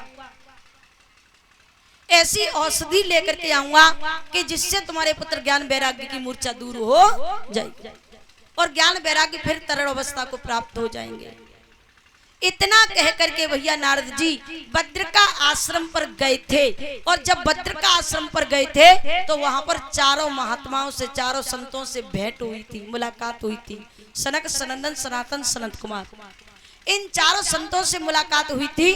तो इन चारों संतों ने उदासी का कारण पूछा था, तो नारद जी ने अपनी सारी उदासी का कारण सनत कुमारों को बतलाया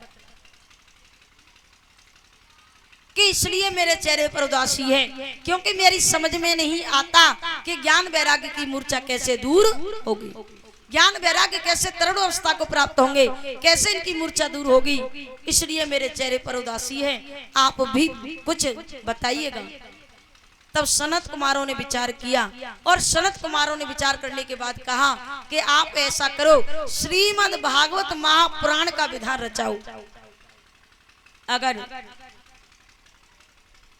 भक्ति ज्ञान वैराग्य भगवान की पावनमयी कथा को श्रवण करेंगे तो अवश्य ही भक्ति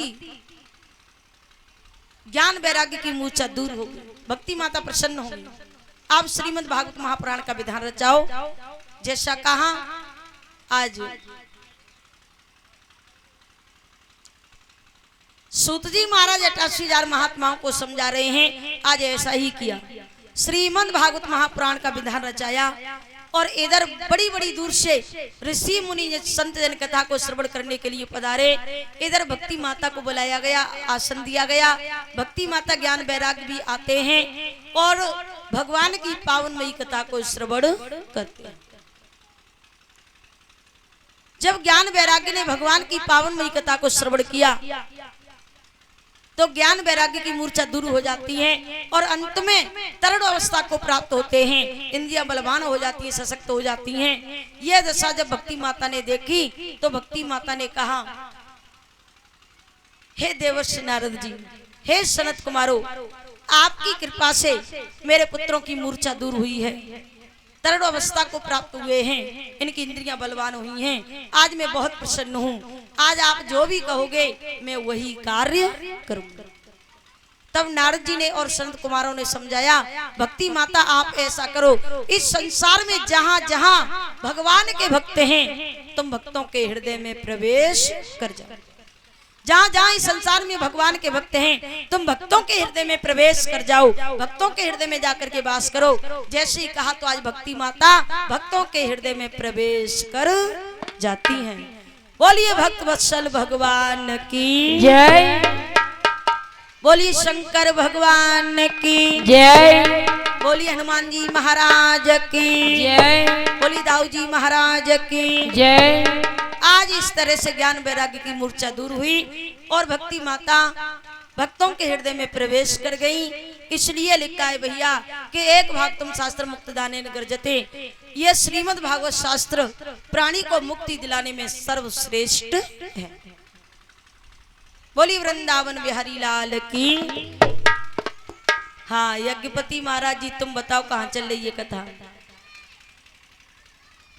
ऐसा न हो परिचित जी, यज्ञपति जी, ऐसा न हो। कैसा? आज से कुछ समय पहले की बात है भैया जी, ध्यान दें। आज से कुछ समय पहले की बात है, एक जगह हमारी कथा हो रही थी। तो कथा के मध्य में एक ऐसा दुख भरा प्रसंग आया, ऐसा दुख भरा प्रसंग आया कि कथा कहते कहते मैं भी तन्मय हो गई, देहाभ्यास भूल गई और मेरी भी आंखों से आंसू निकल पड़े। मेरी भी आंखों से आंसू निकल पड़े तो मैंने जनता की तरफ देखा, एक वृद्ध माता जी भी रो रही हैं। मैंने कहा, माता जी आप क्यों रो रही हो? माता जी आप क्यों रो रही हो? मैं तो इसलिए रो रही हूं कि कथा कहते कहते तन्मय हो गई और इसलिए आंखों से आंसू निकल पड़े। लेकिन माता जी आप क्यों रो रही हो? तब वो माता जी सिर पे हाथ रख के बोली, कहा बताऊं बिटिया, मैं तो यहाँ की वजह से रो रही हूं कि कल मेरी भैंस पड्डा से ब्याई हती और मैं तो तुम्हारी कथा सुनवे के लिए आई गई, लेकिन धोखे से पड्डा धूप में बंधो रहेगो और रेक के मरिगो। सो बिटिया मोए तुम्हारी बड़ी चिंता है, कहूं तुम मत रेक के मर जाइए। सो ऐसा ना हो परिचित जी, यज्ञपति महाराज जी, कि हम तो रेक के ही मर जाएं और आपकी कुछ भी समझ में ना। बोली वृंदावन बिहारी लाल की जय। तो भैया भगवान की बड़ी कृपा हुई है। देखिए एक दो जन्म के नहीं भैया, 1000-2000 जन्म के भी नहीं। संतों ने लिखा है कि 1-2 जन्म के नहीं, 100-200 जन्म के भी नहीं, 1000-2000 जन्म के भी नहीं, 1,00,000-2 लाख जन्म के भी नहीं। क्या लिखा है संतों ने? कोटि जन्म के पुण्य जब, 1,00,000-2 लाख जन्मों के भी नहीं, कोटि जन्म के पुण्य जब उदय हो एक संग और मिटे हृदय की मलिनता, तब भावे सत। 1-2 जन्म के नहीं, करोड़ों जन्मों के जब पुण्य प्रकट होते हैं तब कहीं जाकर के कथा का आयोजन होता है और तब कहीं जाकर के हमें कथा सुनने के लिए मिलती है। और कथा में हर किसी का मन थोड़ा ही लगता है, सत्संग में हर किसी का मन थोड़ा ही लगता है। जिसके करोड़ों जन्मों के पुण्य प्रकट होते हैं उन लोगों का ही मन कथा में लगता है, सत्संग में लगता है, हर किसी का नहीं लगता। वरना ऐसा होता है, बेशक पड़ोस में कथा हो रही है लेकिन कुछ लोग तो घर बैठे बैठे बरामदे में ताश खेलते रहेंगे, लेकिन पांडाल तक नहीं पहुंच पाएंगे। क्यों? क्योंकि अभी तक उनके पुण्य प्रकट हुए ही नहीं। और जब तक पुण्य प्रकट नहीं होंगे और भगवान के चरणों में अनन्य प्रेम जागृत नहीं होगा, तब तक मेरे ठाकुर जी कृपा कर ही नहीं सकते। तो हम पर, तुम पर, सब पर ठाकुर जी ने विशेष कृपा की है, जो कि हमें ये धर्म स्थल भगवत पांडाल बैठने के लिए मिला और भगवत चर्चा सुनने के लिए मिली। यह हर किसी को सुलभ नहीं होता भैया। देखिए संतों ने लिखा है कि उत्तरा सागर में जो उसको मोती मिले। मोती किसे मिलते हैं? हीरे जवाहरात मोती किसे प्राप्त होते हैं? जो समुद्र में स्नान करता है। उत्तरा सागर में जो उसको मोती मिले, भगवान कहते हैं कि उत्तरा सागर में जो उसको मोती मिले, चतुराई जिसने की उसको मैं न मिला, खोज की जिसने मेरी वो मुझे पा गया, खोज की जिसने मेरी वो मुझे पा गया, और भीलनी का मुझे भोला पन भा गया। जो समुद्र में स्नान करता है उसे हीरे मोती जवाहरात प्राप्त होते हैं, और जो समुद्र में स्नान नहीं करता, मात्र किनारों पर घूमता रहता है, स्नान नहीं करता, मात्र किनारों पर घूमता रहता है, तो उसे क्या प्राप्त होता है? समुद्र के किनारे पर क्या होता है? खारा नमक, कचड़ा, गंदगी, निर्जीव लोगों की अस्थियां, इसके सिवा और कुछ नहीं होता। तो जो किनारों पर रहते हैं उन्हें गंदगी के सिवा, कचड़े के सिवा, निर्जीव लोगों की अस्थियों के सिवा कुछ हाथ आने वाला नहीं। और जो स्नान करते हैं उसे हीरे मोती जवाहरात प्राप्त होते हैं। तो इसी तरह से भैया ये कथा क्या है? कथा भी एक समुद्र की तरह से है। जो लोग इस कथा रूपी समुद्र में गोता लगाते हैं, स्नान करते हैं, उन्हें भक्ति रूपी, ज्ञान रूपी, शब्द रूपी, कथा रूपी हीरे मोती जवाहरात प्राप्त होते हैं। और जो इसमें स्नान नहीं करते, मात्र बाहर बाहर किनारों पर घूमते रहते हैं, इसमें स्नान नहीं करते, चारों तरफ बाहर किनारों पर घूमते रहते हैं, तो उन्हें गंदगी के सिवा कुछ मिलने वाला नहीं है। गंदगी है क्या? काम, क्रोध, मद, मोह, लोभ, अहंकार, ये गंदगी है, यही तो कचड़ा है असली। और भैया जब तक इस समुद्र में स्नान नहीं करेंगे, तब तक काम, क्रोध, मद, मोह, लोभ, अहंकार के सिवा, इस कचड़े के सिवा कुछ मिलने वाला नहीं। अगर इस कचड़े से बचना है, इस गंदगी से बचना है, तो कथा रूपी समुद्र में आ जाओ भैया और खूब 9 दिन तक स्नान करो। और भैया मैं तो यही कहूंगी, हो सके तो डेली 4-5 घंटे 9 दिन तक कथा रूपी समुद्र में स्नान करो। और स्नान किसी भी तरह से न कर पाए तो आकर के मुंह हाथ धो लेना। इतना भी न कर सके तो कुल्ला ही कर लेना, इतना भी न कर सके तो छींटा ही लगा लेना। और छींटा से भी वंचित रह गए तो फिर समझ लो क्या होगा। अगर छींटा लगाने से भी वंचित रह गए तो क्या लिखा है बिहारी जी ने? आइए सभी बोलेंगे, उसके बाद आरती होगी, क्योंकि समय हो चुका है, उसके बाद आरती होगी।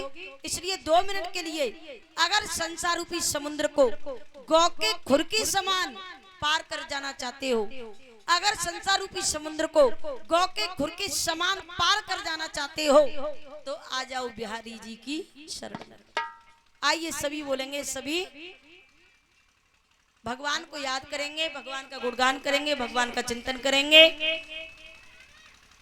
बोलिए दाऊ जी महाराज की जय, बोलिए कन्हैया लाल की जय, बोलिए हनुमान जी महाराज की जय, बोलिए शंकर भगवान की जय।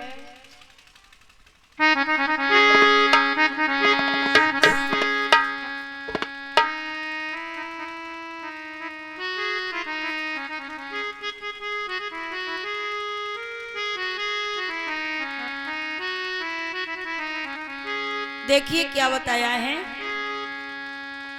अगर इस संसार सागर को गौ के खुर के समान पार कर जाना चाहते हो, तो आइए सभी गाएंगे मिलकर के। बड़े बड़े महापुरुषों ने लिखा है और कहना है उनका, गोविंद गाले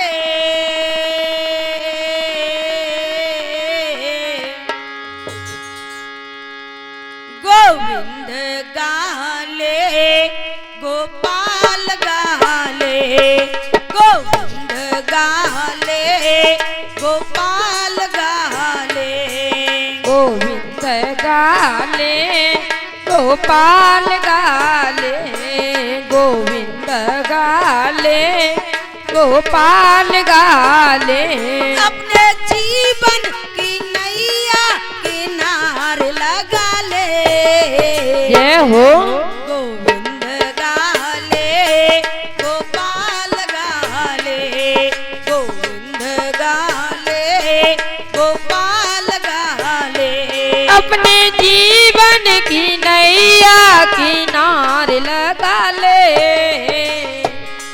गोविंद गाले गोपाल गाले गोविंद गाले गोपाल गाले राधे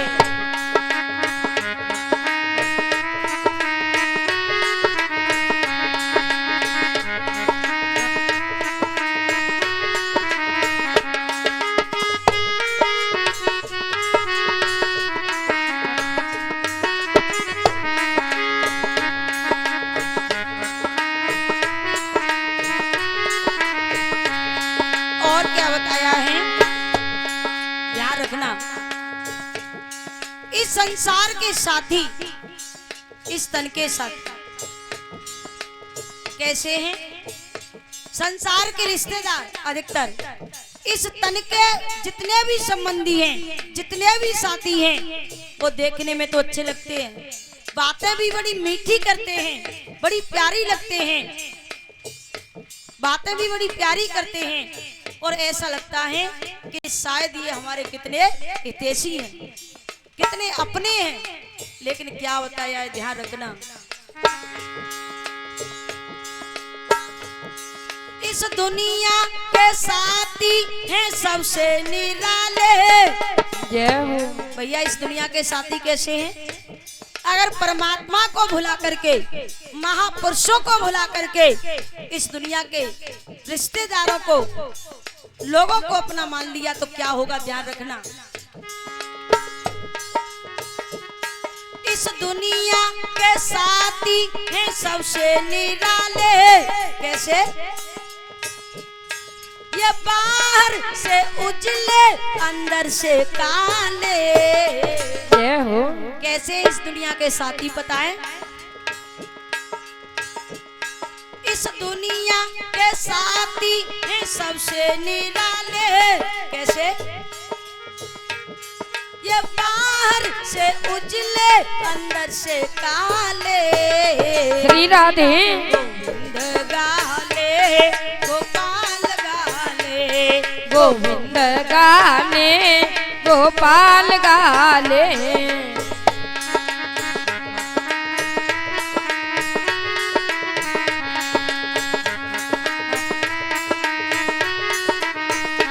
अपने जीवन की नैया किनार लगा ले।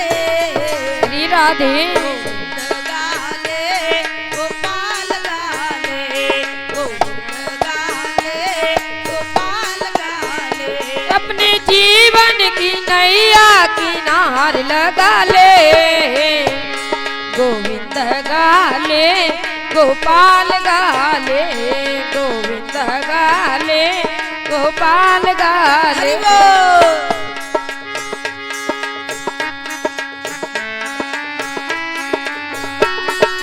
जय हो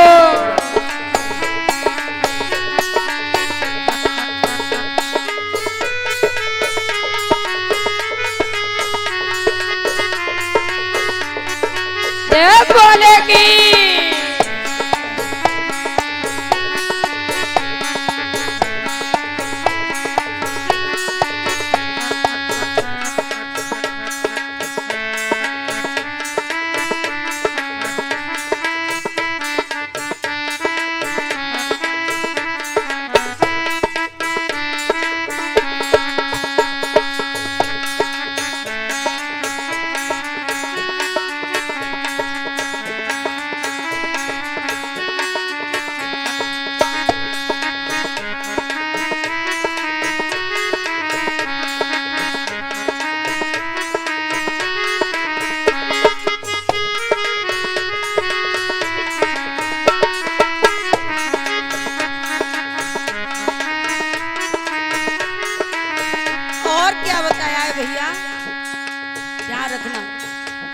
जब बनी बिगड़ती है, जब बनी बिगड़ती है ना, क्या लिखा है, रिश्तेदार बन जाते हैं, रिश्तेदार बन जाते हैं। जब पैसा पास होता है और टूट जाता है गरीबी में जो रिश्ता खास होता है। तो ध्यान रखना, रिश्तेदारों की बात तो छोड़ो भैया, कभी कभी अपना ही खून और अपने जिगर का टुकड़ा ही पराया हो, कभी कभी अपना ही खून अपने जिगर का टुकड़ा भी साथ नहीं देता, काम नहीं आता। और ये सब जानने के बावजूद भी हम परमात्मा से प्रेम नहीं करते, परमात्मा को अपना मददगार बनाना नहीं चाहते और भगवान के लिए समय नहीं निकालते। तो उनके लिए क्या बताया है भैया, फिर क्या करना पड़ता है ऐसे लोगों को अंत में?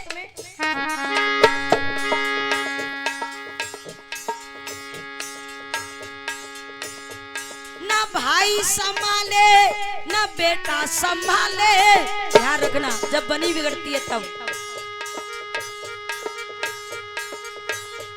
ना भाई संभाले ना बेटा संभाले, फिर क्या होगा? अंत में पड़ेंगे यमराज के पाले। हो इसलिए गोविंद गाले गोपाल गाले, गोविंद गाले गोपाल गाले, गोविंद गाले गोपाल गाले, गोविंद गाले गोपाल गाले। अपने जीवन की नैया किनारे लगा ले, श्री राधे। गाले गोपाल गाले, गोविंद गाले गोपाल गाले। अपने जीवन की नैया किनारे लगा ले, गोविंद गाले गोपाल गाले, गोविंद गाले गोपाल गाले। एक बार सभी भक्तजन हाथ ऊपर करेंगे और सभी आनंद लेंगे, सभी बोलेंगे, सब मिले आइए राम धुन गाइए कर लो सेवा, ओम नमो भगवते वासुदेवा।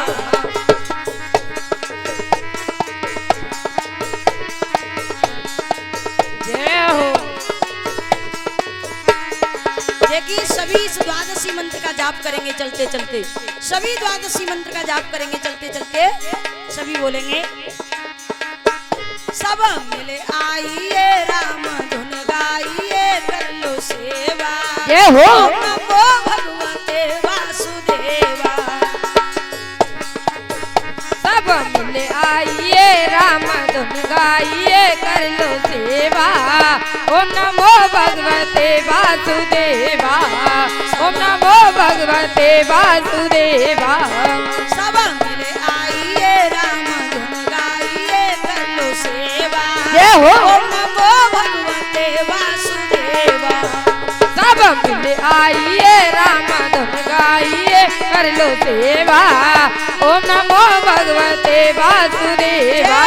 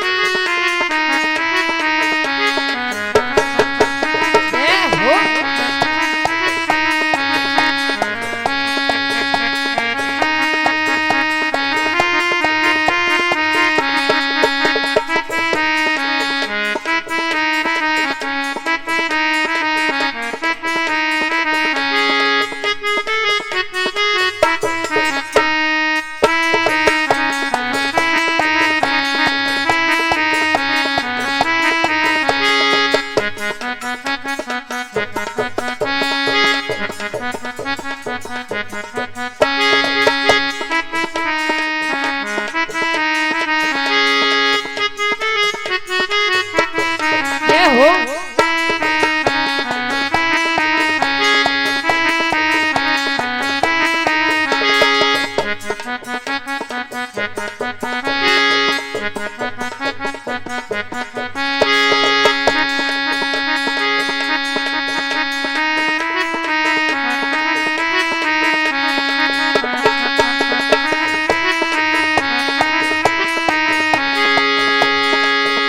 बोलिए वृंदावन बिहारी लाल की। जय बोलिए हनुमान जी महाराज की। जय बोलिए शंकर भगवान की। जय बोलिए दाऊजी महाराज की। जय। हाँ देखिए, आज कथा का प्रथम दिवस है। आज कथा का प्रथम दिवस है और कल से समय का सभी विशेष ध्यान रखेंगे। कल से यानी सुबह ब्रह्म मुहूर्त में जागे और उसके बाद में स्नान से निवृत्त होकर के कथा पांडाल में आए, परिक्रमा लगाएं। यानी 4 बजे से 7 बजे तक परिक्रमा का समय है। परीक्षित यज्ञपति महाराज, यज्ञपत्नी, नवलदेव मैया, कलश वाली बहनें, इनको तो डेली परिक्रमा लगानी है। और जो भी माता बहनें, भाई बहन जो भी परिक्रमा लगाना चाहते हैं सभी लगाएं भैया, क्योंकि ये समय पता नहीं आज के बाद फिर कब आया, पता नहीं। और भैया कोरोना में बड़े अच्छे अच्छे चले गए हैं और हम तुम बच गए, जिका थोड़े बताओ हैं। अब बच गए भैया तो 9 दिन आनंद ही ले ले। इसलिए सभी परिक्रमा लगाएंगे। यहाँ पर सुबह 4 बजे से 7 बजे तक परिक्रमा का समय है। सभी माता बहनें, भाई बहनों सभी स्नान करके सुबह आएंगे और परिक्रमा लगाएंगे। और 7 बजे से 9 बजे तक हवन का समय है। सभी लोग हवन में आहुति देंगे, हवन में भाग लेंगे। और उसके बाद 12 बजे से सायं 5 बजे तक कथा का समय, 12 बजे से सायं 5 बजे तक कथा का समय है। और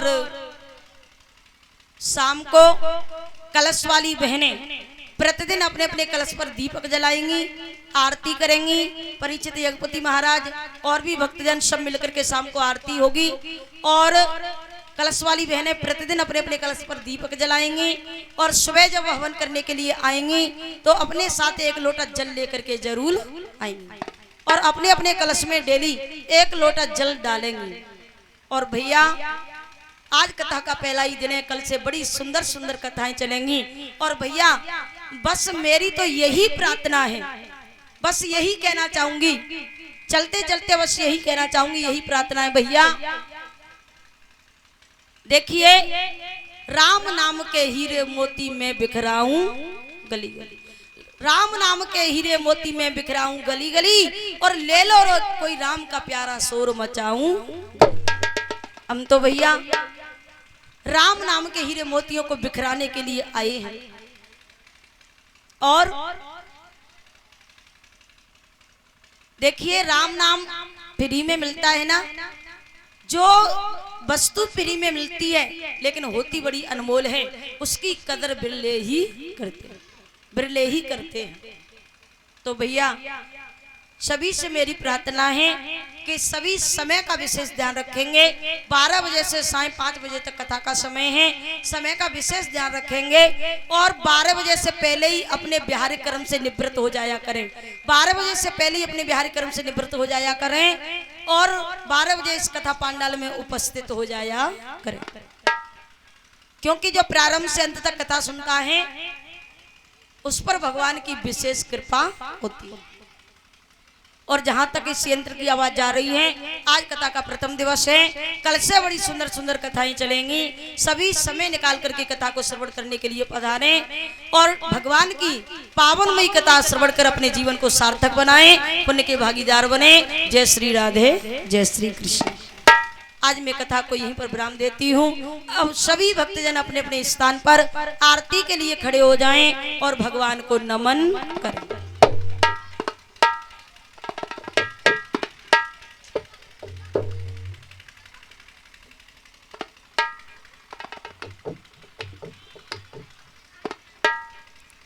जो भी हमारी माता बहने भाई बंधु जूते चप्पल पहन करके खड़े हों, सभी उतार करके रख दें और सभी भगवान को नमन करें।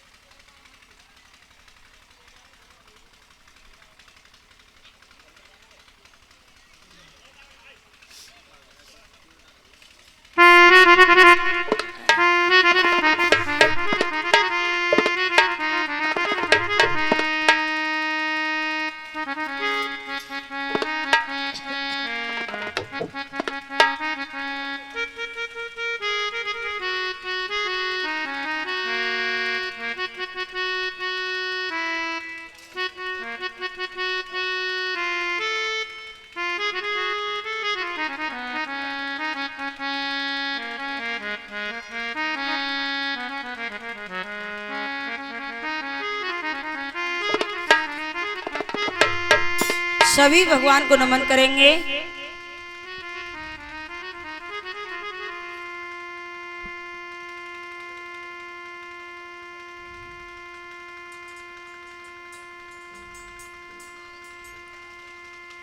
हे गिरधारी तेरी आरती गाऊं, हे गिरधारी तेरी आरती गाऊं,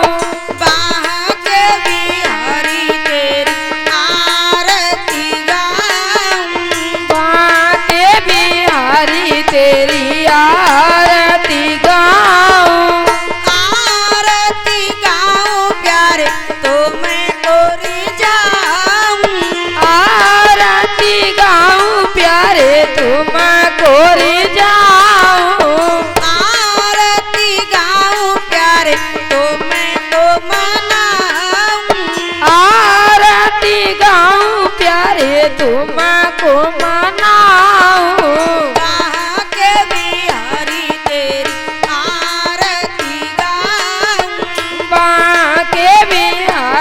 तेरी आरती गाऊं, हे गिरधारी तेरी आरती गाऊं, हे गिरधारी तेरी आरती गाऊं, मोर मुकुट प्यारे शीश पे सोए, मोर मुकुट प्यारे शीश पे सोए,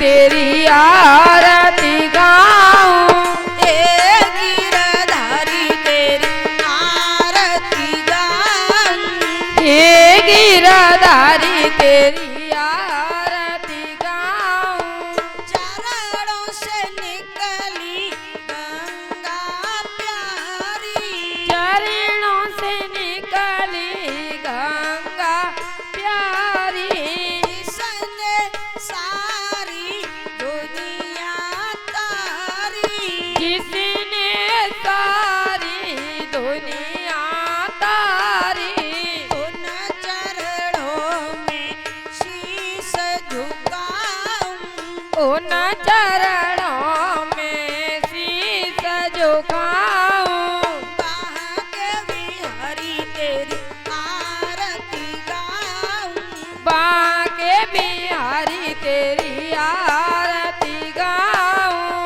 हे गिरधारी तेरी आरती गाऊं, हे गिरधारी तेरी आरती गाऊं, व्यास दास के नाथ आप हो,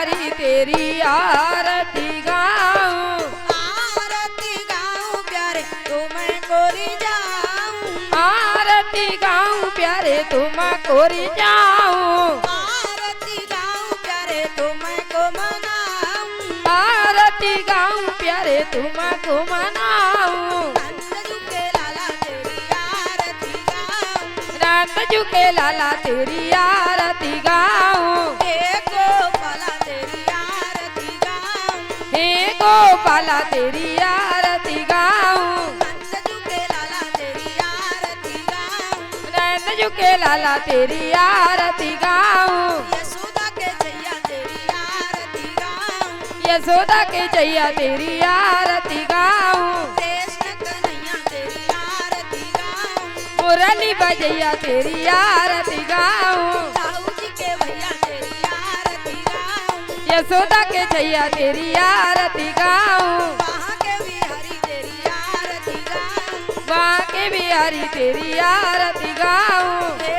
गिरधारी तेरी आरती गाऊं, हे गिरधारी तेरी आरती गाऊं। बोलिए श्रीमद् भागवत महापुराण की जय सदगुरुदेव भगवान की जय, संत भगवान की जय, शंकर भगवान की जय, श्री रामचंद्र भगवान की जय, हनुमान जी महाराज की जय, राधा कृष्ण भगवान की जय, व्यास भगवान की जय, सुखदेव जी महाराज की जय, दाऊ जी महाराज की जय, आए हुए भक्तजनों की जय, ग्रामवासियों की जय, क्षेत्रवासियों की जय, बस्ती माता की जय, गौ